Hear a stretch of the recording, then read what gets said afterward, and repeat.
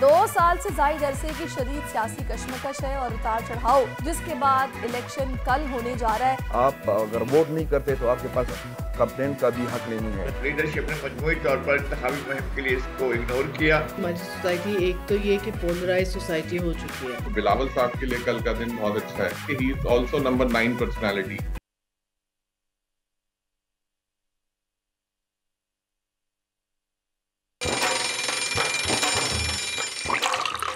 आजकल जिंदगी ही सुबह आउट ऑफ कंट्रोल है, दुनिया बोल है। अस्सलाम वालेकुम नाज़रीन, प्रोग्राम में आपको खुशामदीद कहेंगे। सुबह खैर, good morning and welcome to दुनिया बोल है। मैं हूं आपकी मेज़बान सहरिश ज़ुहैब। मैं हूं मुदस्सर इकबाल। आज का दिन यानी कि 7 फरवरी आपके लिए बहुत अच्छा हो, इस उम्मीद, इस दुआ और इस तवक्को के साथ आज प्रोग्राम का आगाज़ कर रहे हैं। और आज का दिन इस लिहाज से बड़ा अहम है कि कल पाकिस्तान में चुनाव का, इंतखाब का, इलेक्शन का दिन है, जब पाकिस्तान में पाकिस्तानी अवाम ने फैसला करना है अगले 5 साल के लिए कौन सी हुकूमत होगी, क्या मामलात होने जा रहे हैं। कल का दिन तो बेशक ज़ाहिर है पाकिस्तानियों के लिए बड़ा, लेकिन आज की रात मुसलमानों के लिए बहुत बड़ी है। बिल्कुल, नमाज दीन का सुतून है और मोमिन की मेराज है। आज पाकिस्तान समेत अरब ममालिक में शब मेराज की रात है, जिसमें अल्लाह ने अपने महबूब सल्लल्लाहु अलैहि वसल्लम को अपनी ज़ियारत से मुशर्रफ फरमाया और नमाज का तोहफ़ा अता फरमाया। तो आज जब इबादत करें और नमाज पढ़ें तो अपनी दुआओं में मुल्क की सलामती और तरक्की के साथ ये दुआ भी शामिल करें कि कल होने वाले आम इंतखाबात अवाम और पाकिस्तान के लिए नई सुबह का आगाज़ साबित हों। बिल्कुल, इन इंतखाबात के नतीजे में आने वाली हुकूमत को अल्लाह वो विजन अता करे जिससे हमारे आइंदा हुक्मरान अपनी जिम्मेदारियाँ अहसन तरीके से निभा सके और मुल्क को एक बार फिर तरक्की की पटड़ी पर डाल सके। अल्लाह, इस वक्त लोग मुश्किल में हैं, मायूसी में घिरे हैं, हमें सीधा रास्ता दिखा, हमें सही और गलत को चुनने की अक्ल दे ताकि हम अपने मुस्तकबिल का दुरुस्त फैसला कर सकें। इसी दुआ के साथ जो है वो आज हम फिर प्रोग्राम का बाकायदा आगाज़ करते हैं और अब शामिल करते हैं बड़ी खबर। सियासत में इख्तलाफ करें या किसी से इत्तफाक करें, लेकिन वोट ज़रूर कास्ट करें। पाकिस्तानी तारीख के अहम तरीन इलेक्शंस में 24 घंटे से भी कम वक्त बाकी। इंतखाबी नताइज मुल्क की समत और मईशत का तयन करेंगे, जिसकी सूरत हाल नाजुक है। आपका वोट आपके मुस्तकबिल का ज़ामिन है, इसे ज़ाया ना करें, जिम्मेदारी से इस्तेमाल करें। उम्मीदवारों के लिए इंतखाबी मुहिम का वक्त ख़त्म, अब नतीजे का इंतज़ार करना होगा। इलेक्शन की कमीशन की जानिब से इंतजामात मुकम्मल, 32 regional monitoring control rooms election की निगरानी और 144 ज़िली मॉनिटरिंग टीमें शिकायत के अजाले के लिए मौजूद रहेंगी। शिकायत दर्ज कराने के लिए पहली मरतबा व्हाट्सएप का इस्तेमाल हो रहा है। ये तमाम तर टेक्नोलॉजी कैसे काम करेगी, तफसील से जानेंगे। इंतखाबात के दौरान सोशल मीडिया पर जाली खबरों का जाल, जदीद दौर में डिसइंफॉर्मेशन सबसे बड़ा चैलेंज। सोशल मीडिया की दुनिया में फैली जाली मालूमात से कैसे बचें, बताएंगे आज के प्रोग्राम में। और आम इंतखाबात के लिए सिक्योरिटी के फुल प्रूफ इकदामात, पाक फौज और सिक्योरिटी इदारों ने जिम्मेदारियां संभाल ली, लेकिन इलेक्शंस के दौरान मोबाइल और इंटरनेट सर्विस बंद करने के फैसले पर सार्फिन नाखुश हैं।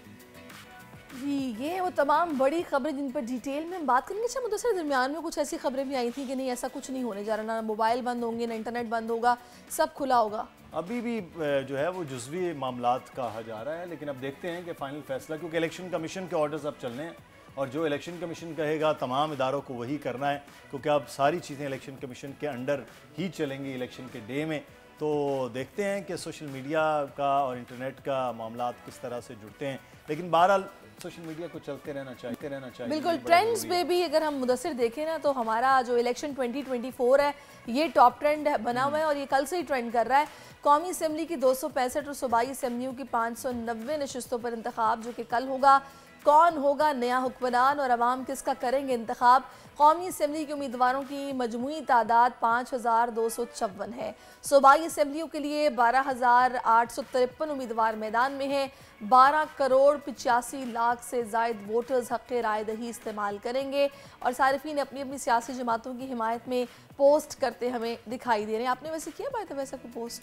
नहीं, हम तो ये कह रहे हैं कि पाकिस्तान के लिए वोट करते हुए निकलें, क्योंकि पाकिस्तान को वोट करें, पाकिस्तान के लोगों के लिए, मुस्तकबिल के लिए वोट ज़रूर करना चाहिए। दुआ और ख्वाहिश तो ये है कि 12 करोड़ 85 लाख में से 12 करोड़ वोटर आए बाहर। बिल्कुल बिल्कुल। और अब पता है क्यों लोगों को मायूसी का शिकार नहीं होना चाहिए कि भाई होना कुछ नहीं, किसने करना है, ये ना सोचें।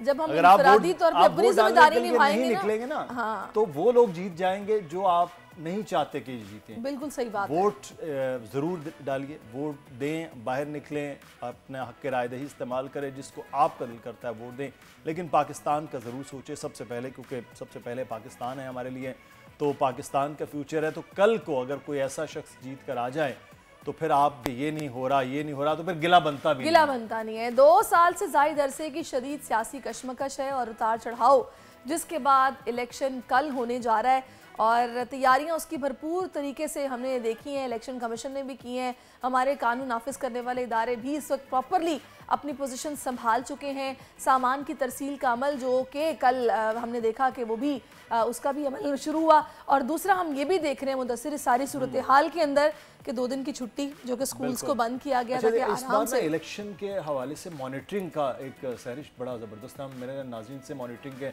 अमल के हवाले से हम ज़रूर बात करेंगे कि आम इंतखाबात की मॉनिटरिंग के लिए कंट्रोल रूम नाज़रीन 24 घंटे के लिए फ़ाल रहेगा। 32 regional monitoring control rooms election की निगरानी और 144 ज़ली मॉनिटरिंग टीमें शिकायत के अजाले के लिए इक़दाम कर रही हैं। और इस वक्त हम बात करेंगे, हमारे साथ हारून शनवारी साहब मौजूद हैं, एडिशनल डायरेक्टर हैं। बहुत शुक्रिया हारून शनवारी साहब आपके वक्त का। सबसे पहले तो ये बताइएगा कि ये जो कंट्रोल रूम बनाए गए हैं, इसमें शनवारी साहब ये क्या करेंगे, किस तरह से लोग इससे कनेक्ट करेंगे और क्या इसका मैकेनिज्म होगा? देखिए जी, कंट्रोल रूम्स जो हैं, जिस तरह रिपोर्ट में भी बताया गया है, ये ज़िली सतह पर भी हैं, रीजनल पे भी हैं और सूबाई लेवल पर भी है, और यहाँ मरकज़ी कंट्रोल रूम है इस्लामाबाद में। तो यहाँ पे हमारा नंबर है 05111327000। तो ये 24/7 काम करेंगे रिज़ल्ट आने तक, और ये ऑन है 26 दिसंबर से। इसमें हमने बहुत सारी पेनल्टीज़ लगाई हैं। तो आपने जो मॉनिटरिंग की बात की है, तो इसमें लोग हमें कांटेक्ट करते हैं, हम मीडिया को ख़ुद भी मॉनिटर कर रहे हैं। हमारा इसमें यूनिवर्सल नंबर व्हाट्सएप ना बहुत सारे ज़राए हैं जिसमें हम कनेक्टेड है तमाम हलकों से। तो मैं खुले अल्फाज में ये बात दोहरा दूं कि इस वक्त जो हैं पूरी दुनिया की निगाहें पाकिस्तान पर है, और इलेक्शन कमीशन ज़ाब्ता इखलाक या पोलिंग के अमल में किसी किस्म की रुकावट डालने या जिस पे भी पोलिंग में रुकावट आ जाए, कोई भी बदअमनी या ऐसी कोई बात, तो इलेक्शन कमीशन ने ना पहले इसको कभी माफ़ किया है, सजाएँ दी हैं, डिस्क्वालिफिकेशन भी हुई है कैंडिडेट्स की, मिनिस्टर की डिस्क्वालिफिकेशन हुई है, MPAs की हुई हैं। और मैं क्लियर करना इसलिए चाहता हूँ कि ये आज बड़ा अहम दिन है। आज तमाम पोलिंग स्टाफ और जो हैं बैलेट पेपर समेत अपने तमाम पोलिंग स्टेशन पे पूरी पाकिस्तान में पहुंचेंगे और रात तक ये पोलिंग स्टेशन कायम करेंगे। तो कल बड़ा अहम दिन है। बहुत सारे इंटरनेशनल ऑब्जर्वर इस वक्त पाकिस्तान में हैं और बहुत सारे इंटरनेशनल मीडिया, पूरे दुनिया का टॉप मीडिया इस वक्त पाकिस्तान में है। तो हम सब के लिए ये एक बड़ा इम्तिहान है। और सबसे यही गुजारिश है कि वो पुरअमन तरीके से अपने किस तरह किया है, क्या कैमरास नस्ब किए गए हैं जगह जगह? अब ये जो पोलिंग स्टेशंस हैं, हसास पोलिंग स्टेशंस हैं, यहाँ पर डिप्लॉयमेंट वहाँ पर ज़्यादा है। कंट्रोल रूम से आप लोग कैसे मैनेज करेंगे, आपस में कम्युनिकेशन आपकी किस तरह चल रही होगी? देखें, ये चूँकि इलेक्शन कमीशन इस एक अरसे से ये सारे काम सरअंजाम दे रहा है, तो हमारी जो सिक्योरिटी की 3 टियर्स हैं वो भी हैं। जो सेंसिटिव, हाईली सेंसिटिव हैं, उस पर डिप्लॉयमेंट भी ज़्यादा है। वहाँ पे CCTV कैमरे भी हैं, मॉनिटर्स भी ऑन होंगे, सिक्योरिटी भी ऑन होगी। तो हमें लम्हा की रिपोर्ट हम इलेक्शन कमीशन को यहाँ मिलती है। और उसके अगर आपने पिछले 2-3 सालों में बल्दियाती इंतखाबातों में इलेक्शन कमीशन के एक्शंस देखे हैं, जिस तरह मैंने जिक्र किया, तो हमने काफ़ी एक्शंस दिए हैं, डिस्क्वालिफिकेशन हुई है। तो ऐसा नहीं है कि कोई मतलब वायलेट करके वो यहाँ से बच सकता है। आजकल टेक्नोलॉजी का दौर है और ख़बर जो है हर तरह से पहुँच जाती है। हमारी अपना सिस्टम जो है वो सारा इंटैक्ट है और हम 26 दिसंबर से ये टीमें ऑन हैं। सबसे गुजारिश है कि कोई भी आपको शिकायत हो तो central monitoring control room Islamabad के नंबर 05111132700 पे हमसे फौरी रब्ता करें और हम जो है क्विक रिस्पांस टाइम में उनका मसला हल कराएंगे और वो इंश्योर कराएंगे कोई भी लॉलेसनेस ना हो। और इलेक्शन जो है कल का दिन शिकायत जो हैं वो हो सकती है लोगों को तो शिकायत आपको पता है वो तो बहुत ज़्यादा होती है, और इस किस्म के अगर नंबर्स हुकूमत जब भी प्रोवाइड करती है तो लोग धड़ाधड़ हर तरह की शिकायत दर्ज करवाने लग जाते हैं। इलेक्शन से रिलेटेड आज का दिन जैसे पाबंदी हो गई है कि इंतखाबी मुहिम नहीं होगी, फिर कल का दिन इलेक्शन का है, परसों फिर रिजल्ट्स आने के मामलात हैं, तो किस किस्म की जो शिकायत हैं वो दर्ज करवाई जाए? देखें जी, अभी तक जो शिकायत हमें ज़्यादातर दर्ज हुई है वो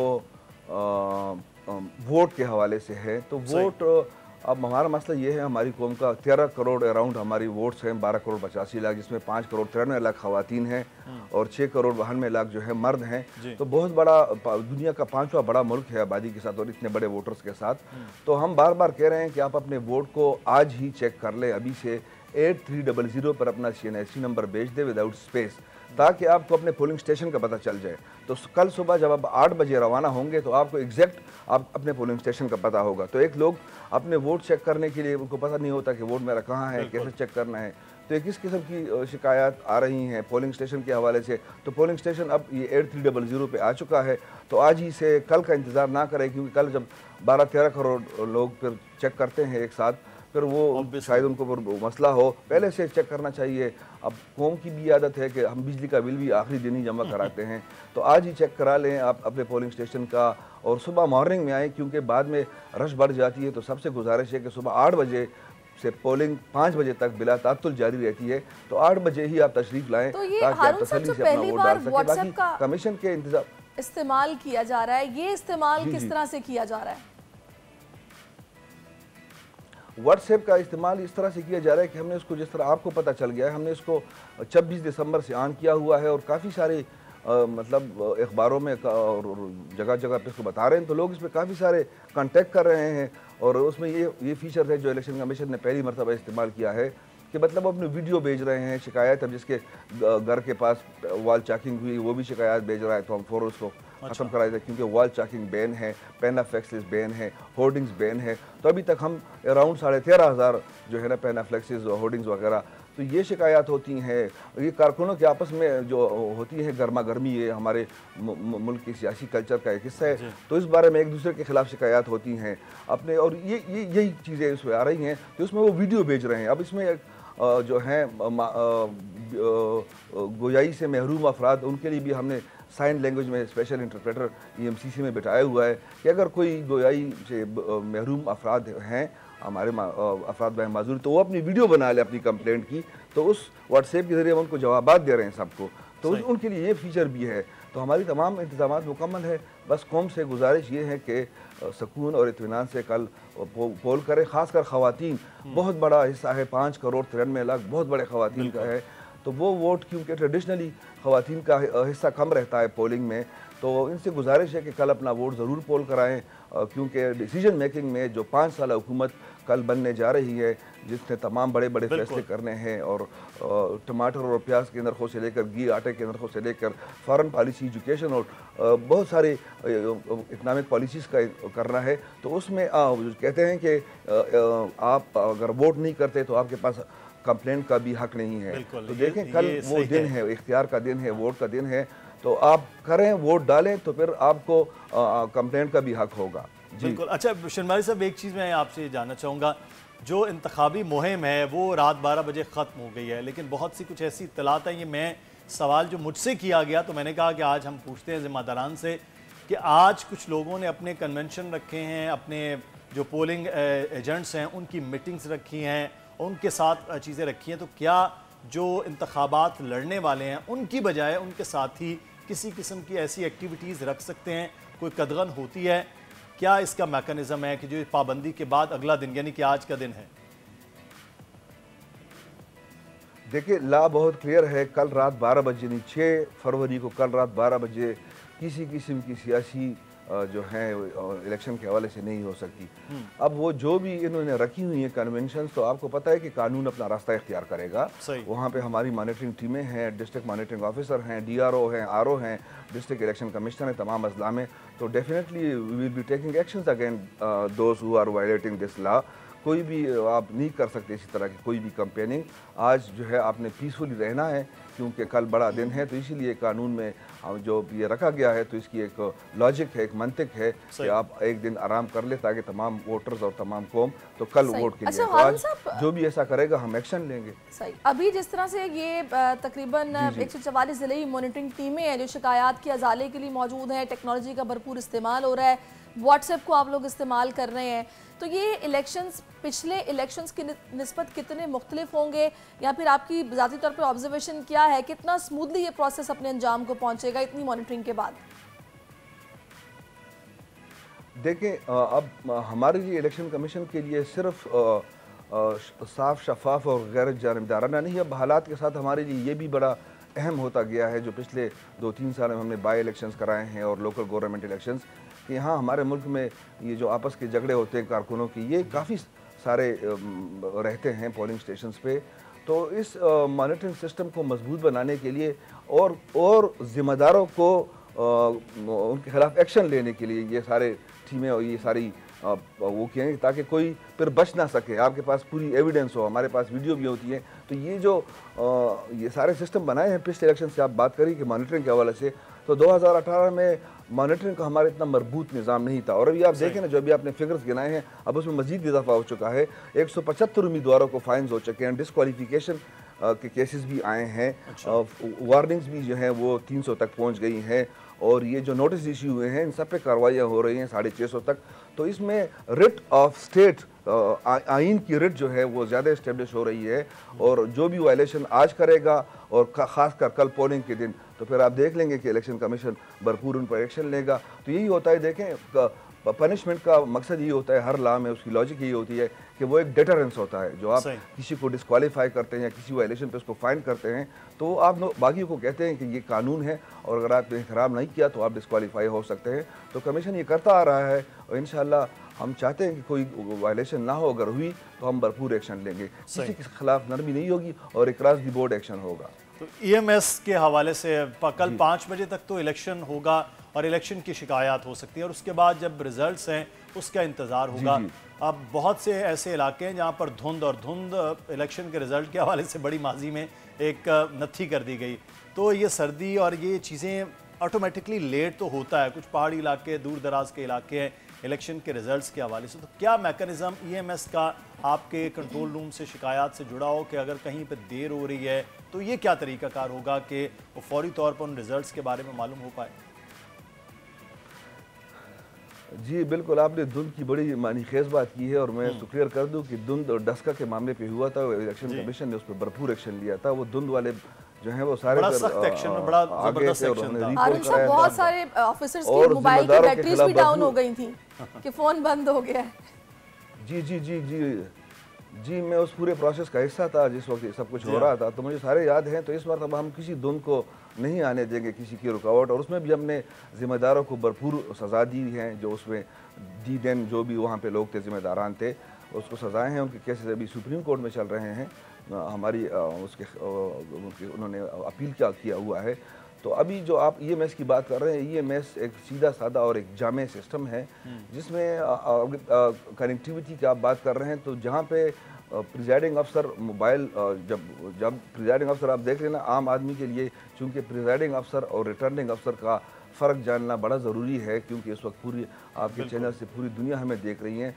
तो रिटर्निंग अफसर पूरे पाकिस्तान में 859 हैं। तो एक रिटर्निंग अफसर, अगर मैं साहेवाल एक मिसाल के तौर पे लोली कि साहेवाल का एक रिटर्निंग अफसर है, उसका ये हल्का है, यहाँ पे बैठा हुआ है, तो उसके साथ 450-500 पोलिंग स्टेशन हैं जो पूरे उस हल्के में जगह जगह पर हैं।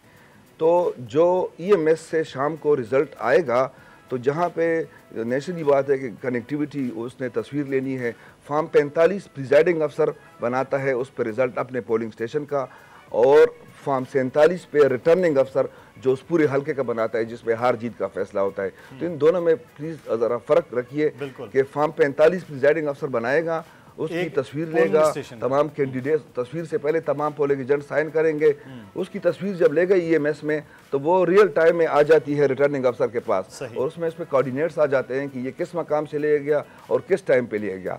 दूसरी बात यह है कि अगर वहाँ पे कनेक्टिविटी नहीं है तब भी ये सिस्टम में आ जाएगा, स्टोर हो जाएगा। जो ही उस पोलिंग स्टेशन से वो निकलेगा तो उसने फिजिकली तो आना ही है, कानून में देखिए अभी भाई काफ़ी लोग इसमें नए नए वोटर्स आए हैं, तो कानून में आप ये बात जान लें सब लोग कि तमाम ये 450-500 जो मैंने साहिवाल की मिसाल दी है इस हल्के की, इसने रिटर्निंग अफसर के पास वापस तमाम पोलिंग मटीरियल, तमाम इस्तेमाल शुदा और गैर इस्तेमाल शुदा बैलेट पेपर, ये इंतहाई सेंसिटिव मटीरियल है। तो जिस सिक्योरिटी प्रोटोकॉल में ये उस हल्को गए हैं, आज जाएंगे, उसी सिक्योरिटी प्रोटोकॉल में ये लोग वापस आएंगे। तो EMS वो सिस्टम है जिसमें वो बता रहा है अगर कनेक्टिविटी नहीं भी है तो उसने फिजिकली आ जाना है। तो वहाँ पे जो रिटर्निंग अफसर बैठा हुआ है एक ख़ास जगह पे साहेवाल में, तो वो उसके मोबाइल को चेक करके ये मालूम कर सकता है कि ये उसी पोलिंग स्टेशन पे जो उसका अलॉटेड नंबर है उसी पे दिया गया है। दूसरा बड़ा तो ये कंफर्म हो जाए कि वो वही पोलिंग स्टेशन है, कहीं और से धुंध वाली जगह से उसने कोई तस्वीर नहीं ली है। तो ये हमें मालूम हो जाएगा, टाइम मालूम हो जाएगा। ये सारी चीजें बड़ी अहम बात ये है। हारून साहब बहुत शुक्रिया आपका, बिल्कुल आपने ये जो बड़े अच्छे से समझा कि किस तरह से ये मॉनिटरिंग रूम्स जो हैं वो अपना काम करेंगे, बड़ी अच्छी कनेक्टिविटी है। Thank you so much for your time. अभी एक ब्रेक लेते हैं, ब्रेक के बाद वापस आते हैं। Stay with us.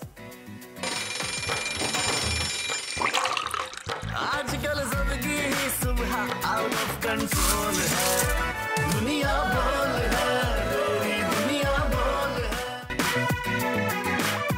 Ji welcome back. 2 साल से ज़ायद अरसे की शदीद सियासी कशमकश और उतार चढ़ाव के बाद इलेक्शन होगा या नहीं, शदीद इब्हाम और अफवाहों के बाद, मुआशी मसाइल और कौम के लिए शदीद ज़हनी तनाव के बाद बिल आखिर अब वो दिन आ रहा है कि एक जमहूरी रियासत में जमहूर यानी अवाम अपनी मर्जी से अपने नुमाइंदों को मुंतखब करने के लिए बैलेट बॉक्स में पर्ची डालेंगे।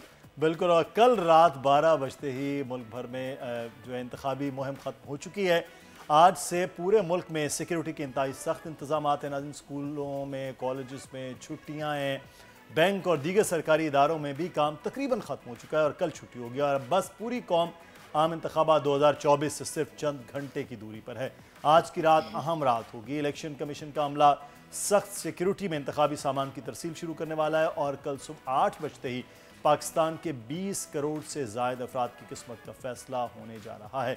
हम और आप आम इंतखाबात 2024 से बस चंद घंटों के फासले पर हैं। हुकूमत कौन बनाएगा, ये सूरत हाल तो कल शाम 5 बजे के बाद सामने आना शुरू हो जाएगी, लेकिन इस बार सियासी मैदान में आज़ाद उम्मीदवार भी गेम चेंजर साबित हो सकते हैं। ख़ास तौर पर कराची में अचानक कौमी और सूबाई असम्बली की नशिस्तों पर MQM इंटरनेशनल यानी लंदन के हिमायत याफ्ता उम्मीदवार सामने आ गए, जो हैरत अंगेज तौर पर मामलात हैं।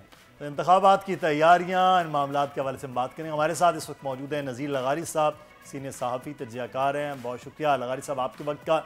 और ब्यूरो चीफ लाहौर हमें ज्वाइन कर चुके हैं खबर अब्बास, उनका भी शुक्रिया अदा करते हैं। और सलमान अवान नुमाइंदा खुसूसी इस्लामाबाद इलेक्शन कमीशन के बाहर मौजूद हैं, उनसे सबसे पहले ये बात करेंगे। जी, इंतज़ामात जो हैं वो तो मुकम्मल हो गए और अब मामलात जो हैं वो आगे चल रहे हैं।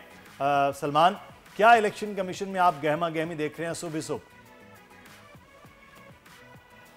जी, सबसे पहले तो मैं ये कहूँगा आपको, मुझे, हम सबको, पूरे पाकिस्तान को इलेक्शन मुबारक। बिलाखिर हम एक जमहूरी अमल के एक बहुत इंपॉर्टेंट स्टेप की जानिब बढ़ रहे हैं और जी बिल्कुल ऐसा ही है, क्योंकि ये वो इंतखाबात हैं जिसका सबको इंतज़ार था और हम सबको तवक्को रखनी चाहिए कि ये इंतखाबात या आम इंतखाबात जो हैं मुल्क में अमन और इस्तेहकाम लाने का बाइस बनेंगे, ख़ास तौर पर सियासी इस्तेहकाम लाने का बाइस बनेंगे, क्योंकि इसी सियासी इस्तेहकाम से पाकिस्तान का मुआशी इस्तेहकाम भी जुड़ा है।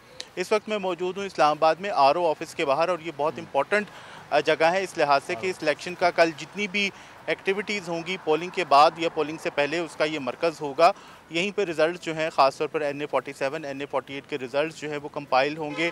इस्लामाबाद में आप सब जानते हैं बुनियादी तौर पर कौमी असम्बली के 3 हल्के हैं, NA46 NA47 और NA48। इन तीनों हल्कों में कुल मिलाकर रजिस्टर्ड वोटों की तादाद जो है वो 10,83,000 के लगभग है। इस वक्त जो सबसे इम्पॉर्टेंट स्टेप है, जो कि एक अमली इकदाम या अमली कदम है आम इंतखाबात की जानिब, वो है इंतखाबी सामान या इलेक्टोरल मटीरियल की डिलीवरी का, डिस्ट्रीब्यूशन का, जिसके लिए ना सिर्फ यहाँ पे RO ऑफिस के अंदर बहुत सारे जो इंतखाबी अमला है वो अपना सामान वसूल करने के लिए मौजूद हैं, बल्कि मुख्तलिफ डिस्ट्रीब्यूशन पॉइंट्स जो हैं वो इस बार बनाए गए हैं, जहाँ पर जो प्रिजाइडिंग ऑफिसर्स हैं या जो उनके हेल्पिंग स्टाफ है वो अपना इंतखाबी सामान जो है वो वसूल कर रहा है। तो अब तक की जो अपडेट है इस्लामाबाद से, वो यही है कि इंतखाबात की जानिब जो एक अमली कदम है जो कि इंतखाबी मटीरियल की मुंतकली का है, डिलीवरी का है, वो शुरू हो चुका हुआ है। और आर ओ ऑफिस से या डिस्ट्रीब्यूशन पॉइंट से जो कि आर ओ की जानिब से कायम किए गए हैं, वहाँ पर मौजूद इंतखाबी अमला जो है वो ये सामान अपना वसूल कर रहा है, जो कि पोलिंग स्टेशन तक, मुतल्लिका पोलिंग स्टेशन पर जहाँ जहाँ जिसकी ड्यूटी लगाई गई है वहाँ तक ये इंतखाबी सामान जो है वो पहुँचाया जाएगा। अमन अमान की आपने बात की तो डेफिनेटली इस्लामाबाद में भी मुल्क के दीगर इलाकों की तरह सख्त सिक्योरिटी इंतजाम किए गए हैं। इलेक्शन कमीशन की जानिब से मुख्तलिफ़ किस्म की हिदायत जो हैं ख़ास तौर पर इलेक्ट्रॉनिक मीडिया को, सोशल मीडिया को जारी की गई हैं ताकि पोलिंग डे के ऊपर ख़ास तौर पर जो एक अमन अमान का माहौल जो है वो, अमन का माहौल जो है वो, एक कॉर्डियल सा माहौल जो है वो बरकरार रखा जा सके। तो अब तक की अपडेट जो है वो इस्लामाबाद से ये है कि जो सामान जो है इंतखाबी सामान वो मुतल्लिका अमले को पहुँचाया जा रहा है। ठीक है, आप सलमान हमारे साथ रहेगा। खबर अब मैं आपकी तरफ भी आऊँगी, लेकिन पहले लगारी साहब आपकी तरफ आ जाते हैं। लगारी साहब आपको भी बहुत मुबारक हो कि इलेक्शन कल होने जा रहा है। और तमाम लोगों को मुबारक होती है ना, सियासी प्रोसेस के लोगों को। तो लगारी साहब ये वाकई फिर चांद रात वाला लफ्ज़ सही इस्तेमाल किया। हाँ, जाहिर है ये वो चांद जो 5 साल के बाद होता है। हाँ, और बिल्कुल थोड़ा सा ज्यादा अरसा लग गया है, 5 साल से कुछ महीने आगे चला गया है। बहरहाल देर है दुरुस्त इलेक्शन हो रहे हैं और नहीं, लेकिन इसमें हमारी अदलिया का बड़ा किरदार है लगारी साहब, जिन्होंने कहा था कि ये डेट अब पत्थर पे लकीर होगी, अगर इलेक्शन करवाने हैं तो करवाने हैं, तो उस पर फिर अमल दरामददारों ने भी किया। बिल्कुल सही है, बिल्कुल सही है। और इलेक्शन कमीशन ने बिल्कुल वैसे किया जैसे सुप्रीम कोर्ट की हिदायत थी। और तारीख जो है तय करने में भी कोई मसला नहीं हुआ, इसलिए कि प्रेसिडेंट और इलेक्शन कमीशन के दरमियान सिर्फ वो 11 तारीख का इलेक्शन कमीशन चाह रहा था और प्रेसिडेंट के साथ मिलने के बाद ये 8 तारीख हो गई थी और 8 फरवरी को इलेक्शन होना जो है वो तय हो गया और कल इलेक्शन हो रहे हैं। तो लगारी साहब इस सारे प्रोसेस में माशाल्लाह से अब तो मैंने पहले भी कल भी हम लोग बैठ के बात करते कि सियासत काफ़ी तब्दील हो गई है, नए चेहरे, नए यंगस्टर्स की एक बड़ी तादाद और डायनामिक्स वो नहीं रहे हैं। और आपको पता ही है पहले जो सिचुएशन होती थी, यहाँ पर नताइज आने के बाद हमें माहौल वही दिखाई देगा, वैसे हमें उम्मीदवार कुछ बदले बदले दिखाई दे रहे हैं। मेरे ख्याल में सूरत हाल कुछ ज़्यादा तब्दील शुदा नहीं है, लेकिन हालात बदले हुए हैं।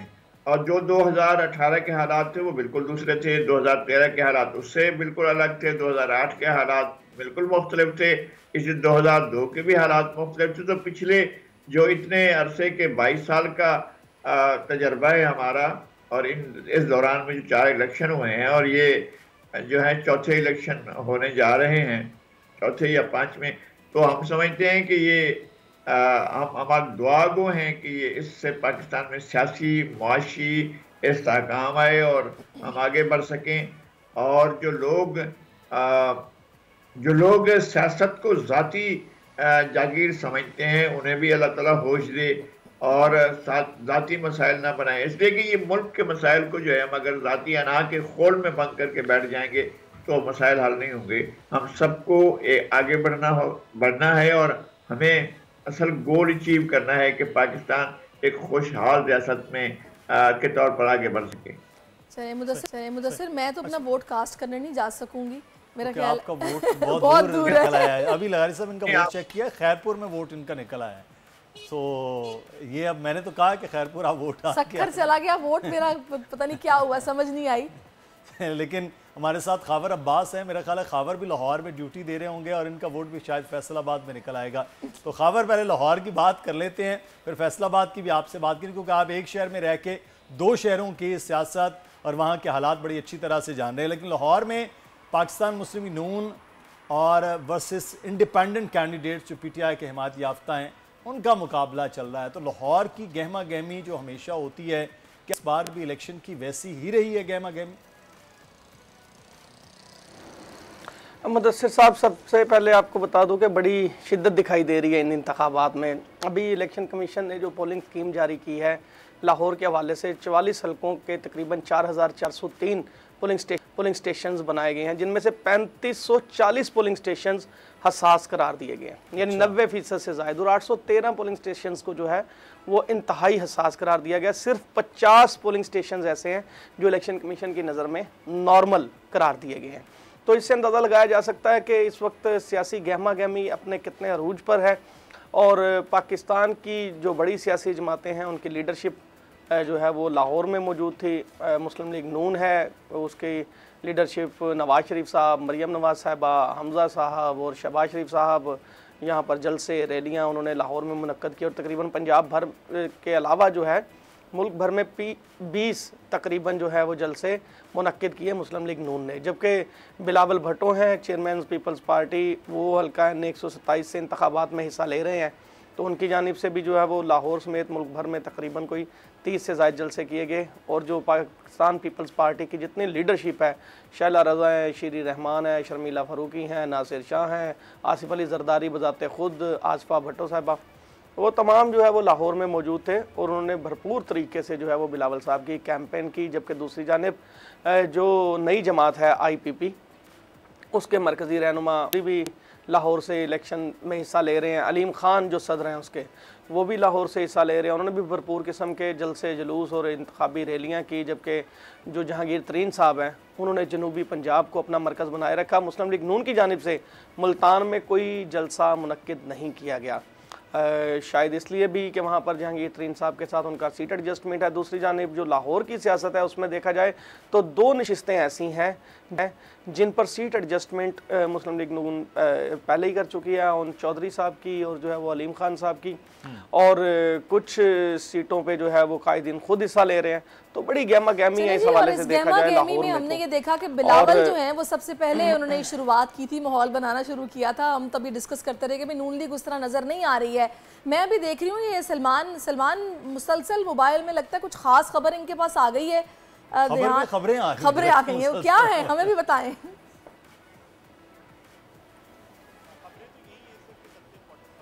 माइक आपका जी, एक तरह से जी खबर तो यही है सबसे इम्पोर्टेंट कि इंतखाबी अमल जो है वो एक तरह से आप कह सकते हैं कि बाज़ाब्ता तौर पर शुरू हो गया। लेकिन बड़ी इंटरेस्टिंग खबर इत्तेफाक की बात है जो मैं देख रहा था, वो भी एक इलेक्शन के मुतल्लिक ही है। दुनिया में ये कहते हैं कि 2024 जो है ये ऐसा साल है कि इतनी आज से पहले, इस साल से पहले कभी इतनी बड़ी पूरी दुनिया के अंदर जो इलेक्शन की सरगर्मी है वो नहीं हुई। ये इलेक्शन की सरगर्मी जो है वो एक मुतनाज़ा इलाके गो कि ताइवान से शुरू हुई, बांग्लादेश में हुई और उसके बाद पाकिस्तान है, भारत है, और इसके साथ साथ हम देखेंगे कि यूरोपियन पार्लियामेंट के इलेक्शंस जो है वो होने जा रहे हैं, अमेरिका में इलेक्शन होने जा रहे हैं। तो ये बड़ा इंटरेस्टिंग साल है कि पूरी दुनिया के अंदर बहुत बड़ी तादाद जो है दुनिया की आबादी की तकरीबन आधे से ज़्यादा इंसान जो हैं पूरी दुनिया के अंदर वो अपना हक़ राय दही इस्तेमाल करेंगे। इसमें अब इंटरेस्टिंग चीज़ ये थी कि हम एक ब्रादर मुल्क आज़रबाईजान के हवाले से मैं आपने पूछा खबर की बात, तो मैं देख रहा था वहाँ पर भी 7 फरवरी को इंतखाबात होने जा रहे हैं। पहले सदारती इंतखाबात जो हैं कि पूरी जो कि आज़रबाईजान की टेरिटरी है वहाँ पर होंगे। उससे पहले कुछ इलाका उनका आर्मीनिया के कब्ज़े में था, निगोर्नो काराबाग की मैं बात कर रहा हूँ। तो इस वक्त जो है पूरी दुनिया एक इलेक्टोरल सरगर्मी के अंदर जो है वो इन्वॉल्व है और ये बड़ी दिलचस्प साल साबित होने वाला है 2024। तो यही खबर जो है वो मैं देख रहा था कि इलेक्शन ना सिर्फ पाकिस्तान में बल्कि दुनिया के दीगर ममालिक के अंदर भी जो है वो हो रहे हैं और ये 2024 इलेक्शन की सरगर्मी के हवाले से बड़ा ज़बरदस्त और बड़ा दिलचस्प साल जो है वो साबित होने वाला है। ये बड़ी ज़बरदस्त खबर थी और इस खबर को मेरा ख्याल है कि हमारे न्यूज़रूम जो है वो यकीनी तौर पर किसी रिपोर्ट की सूरत में कि पाकिस्तान नहीं दुनिया के बहुत से ममालिक इस साल इलेक्शन के प्रोसेस में जा रहे हैं। लगारी साहब, पाकिस्तान में इलेक्शन के प्रोसेस में एक चीज़ हमने ये देखी कि लाहौर में तकरीबन 2 जमातें हैं जो आमने सामने हैं। इसी तरह पंजाब के बहुत से जो तकरीबन 95-96% ऐसे हलके हैं जहाँ पर 2 लोगों का मुकाबला ही है, चाहे वो जमात की सूरत में इंडिपेंडेंट कोई सामने आ गया है। लेकिन कराची में, इवन सिंध में भी ऐसा ही है, KP और बलूचिस्तान में भी तकरीबन, कराची में सिर्फ 5-6 जमातें बड़े भरपूर अपनी कैंपेन पैरेलल कर रही हैं। MQM है, उसके साथ पाकिस्तान पीपल्स पार्टी है, जमात इस्लामी की बड़ी भरपूर कैंपेन, मुस्लिम लीग नून है यहाँ पर, और हिमायत याफ्ता पाकिस्तान तहरीक इंसाफ के आज़ाद उम्मीदवार वो हैं। कराची जो नज़र आ रहा है लगारी साहब, ये बड़ा मुख्तलिफ 5-6 जमातों के मुकाबला जात हैं। ये ऐसा क्यों है सर? 1 on 1 या चलें 2-3 जमातें कर लें, वो क्यों नहीं? एक तो बड़ी चौंका देने वाला इंकशाफ आपने इंट्रो में किया और उसके बाद फिर बात ही नहीं हुई सर। वो भी बात कर लेते हैं बिल्कुल। इंटरनेशनल भी फाइल हो गई है और उसने भी अपना निशान जारी कर दिया है और उसकी तरफ से भी होगा, तो ये तो और मज़ीद दिलचस्प हो जाएगा कि क्या सूरत हाल बनती है। MQM ने अच्छी खासी इंतखाबी मुहिम चलाई, पाकिस्तान पीपल्स पार्टी ने चलाई, PMLN जो है वो बीच में से निकल गई और उन्होंने जो है वो ज़्यादा यहाँ पर तो आई नहीं लीडरशिप, शायद उन्होंने पाकिस्तान के मुआशी दारुल खिलाफा को नज़रअंदाज किया है और माइशत ठीक करने की बात भी कर रहे हैं और उन्होंने इस शहर में कंपेन नहीं की बल्कि सूबे को ही नज़रअंदाज किया। ये वाहिद सूबा है जिसमें PMLN की लीडरशिप से वो एक वक्त पहले सर जनाब शहबाज शरीफ साहब तशरीफ लाए थे और वो भी शायद इसलिए आए थे कि जनाब वो घूम कर हल्का कैसा है, इलाके कैसे हैं, लेकिन लीडरशिप ने मजमूई तौर पर इंतखाबी मुहिम के लिए इसको इग्नोर किया और दीगर जमातों ने इसमें बड़ी सरगर्मियाँ की हैं। अब ये नया इंकशाफ जो है कि एक जो है इंटरनेशनल लंदन जो है अपना MKM जो है वो एक और शायद एक नया फाल फैक्टर के तौर पर सामने आएगा कि वो क्या करते हैं और उनके इंतखाबी निशान के बारे में। लगारी साहब, अगर कोई इस तरह का निशान भी और जमात भी अचानक से मंजर आम पर ये आई है, उस तरह से अवाम में मौजूद नहीं रहे नुमाइंदे या कैंडिडेट्स, उस तरह से काम नहीं किया, लोगों से उस तरीके से मिले नहीं, तो आपको लगता है कि कोई से उस तरह से हो पाएगी या लोग इनके हक में वोट करेंगे? नहीं, मुझे नहीं मालूम है, मैं इस पर नहीं कह सकता, चूँकि साबका इलेक्शन जो है वो एक मिसाल है जहाँ शाह फैसल कॉलोनी और दीगर इलाकों में इमरान खान जब आकर लड़ रहे थे इलेक्शन तो उनके मुकाबले में MKM बड़ा खासा इंतखाबी मुहिम चला रही थी, लेकिन जब वहाँ से आवाज़ आई कि बाइकाट तो फिर 2000 के करीब वोट पड़े थे, इससे ज़्यादा वोट भी नहीं पड़े थे। अब क्या होता है, क्या वो लोग बाहर निकलते हैं? मेरे ख्याल में एक कम्युनिकेशन की गई है और ये इतला मुझे भी मिली है कि इंतखाबी निशान के बारे में कम्युनिकेट कर दिया गया है लोगों को बड़ी तादाद में और उनको बताया गया है कि ये इंतखाबी निशान है। शायद ये जो मारूफ ज़राए हैं उनसे भी हटकर कोई और ज़रिया है। सही, तो ये भी है कि सोशल मीडिया का बड़ा इस्तेमाल इस बार इलेक्शन में सोशल मीडिया के इस्तेमाल भी लगारी साहब इस बार बहुत है। जब मैं खावर से जानूँगा लाहौर में कि लाहौर शहर जो है वो तकरीबन ऐसा इलाका है जहाँ पर सोशल मीडिया का भी हमने देखा बड़ा भरपूर इस्तेमाल किया गया है तमाम सियासी जमातों की जानिब से। तो ये वाकई इतना सोशल मीडिया असर करेगा खावर इलेक्शन मुहिम पर, या वो जो रिवायती जलसे, डोर टू डोर कैंपेन, वो नारेबाजी, वो अखबारी और टेलीविज़न के इश्तहारात वो असर कर रहे हैं आवाम पर? आवाम की पल्स क्या है इलेक्शन को लेकर? सबसे पहले तो मुदस्सिर साहब वो सैरिश साहबा के वोट का पता करवाया तो वो जुहेब की वजह से शायद वहाँ पे गया है खैरपुर की जानिब, तो जाना मुमकिन नहीं है। दूसरी बात ये है कि नहीं, वो खवातीन को अपना हक राय दही इस्तेमाल करने में खलल डालने की कोशिश की गई है।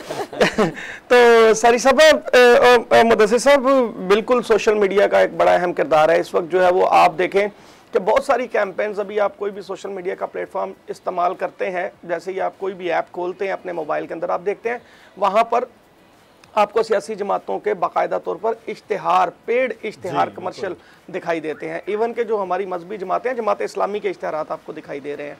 तो इसका मतलब है कि भाई लोग इस चीज़ को अब ऑब्जर्व कर चुके हैं, लोग इस चीज़ को जज कर चुके हैं कि आगे आगे जो दौर है वो IT का है, टेक्नोलॉजी का, और यही वजह है कि एक जो तहरीक इंसाफ है उन्होंने चूँकि इस टेक्नोलॉजी को एडवांस इस्तेमाल करके अपने वारियर्स को वहाँ पर फेंका, तो उसकी वजह से उन्होंने काफ़ी ज़्यादा अपने जो है वो नुक्ता नज़र को इम्प्लीमेंट करने के लिए या मोटिवेट करने के लिए लोगों को, अपने कारकुन को, वोटर्स को, उन्हें ज़्यादा आसानी रही, जिसके बरअक्स जो है ये जो एक कॉर्नर मीटिंग्स का, जलसों जुलूसों का रवाज था वो खासा कम दिखाई दिया। जैसे अभी मैं आपको बता रहा था कि मुस्लिम लीग नून ने पूरे पाकिस्तान में 20 जलसे किए हैं और जो पीपल्स पार्टी है उसने 30 जलसे किए हैं, और दूसरी जो सियासी जमातें हैं IPP या मुस्लिम लीग काफ है उनके भी कोई चीदा जलसे दिखाई देते हैं। तो आप लोग तो गवाह हैं इस बात के, लगारी साहब भी हैं, सारी साहिबा ने भी बहुत सारे इवेंट्स कवर किए हैं, आप तो एक पूरा हफ्ता तो मुदस्सिर साहब आप जो है वो रात भर जो है वो कवरेज किया करते थे, और एक टिपिकल जो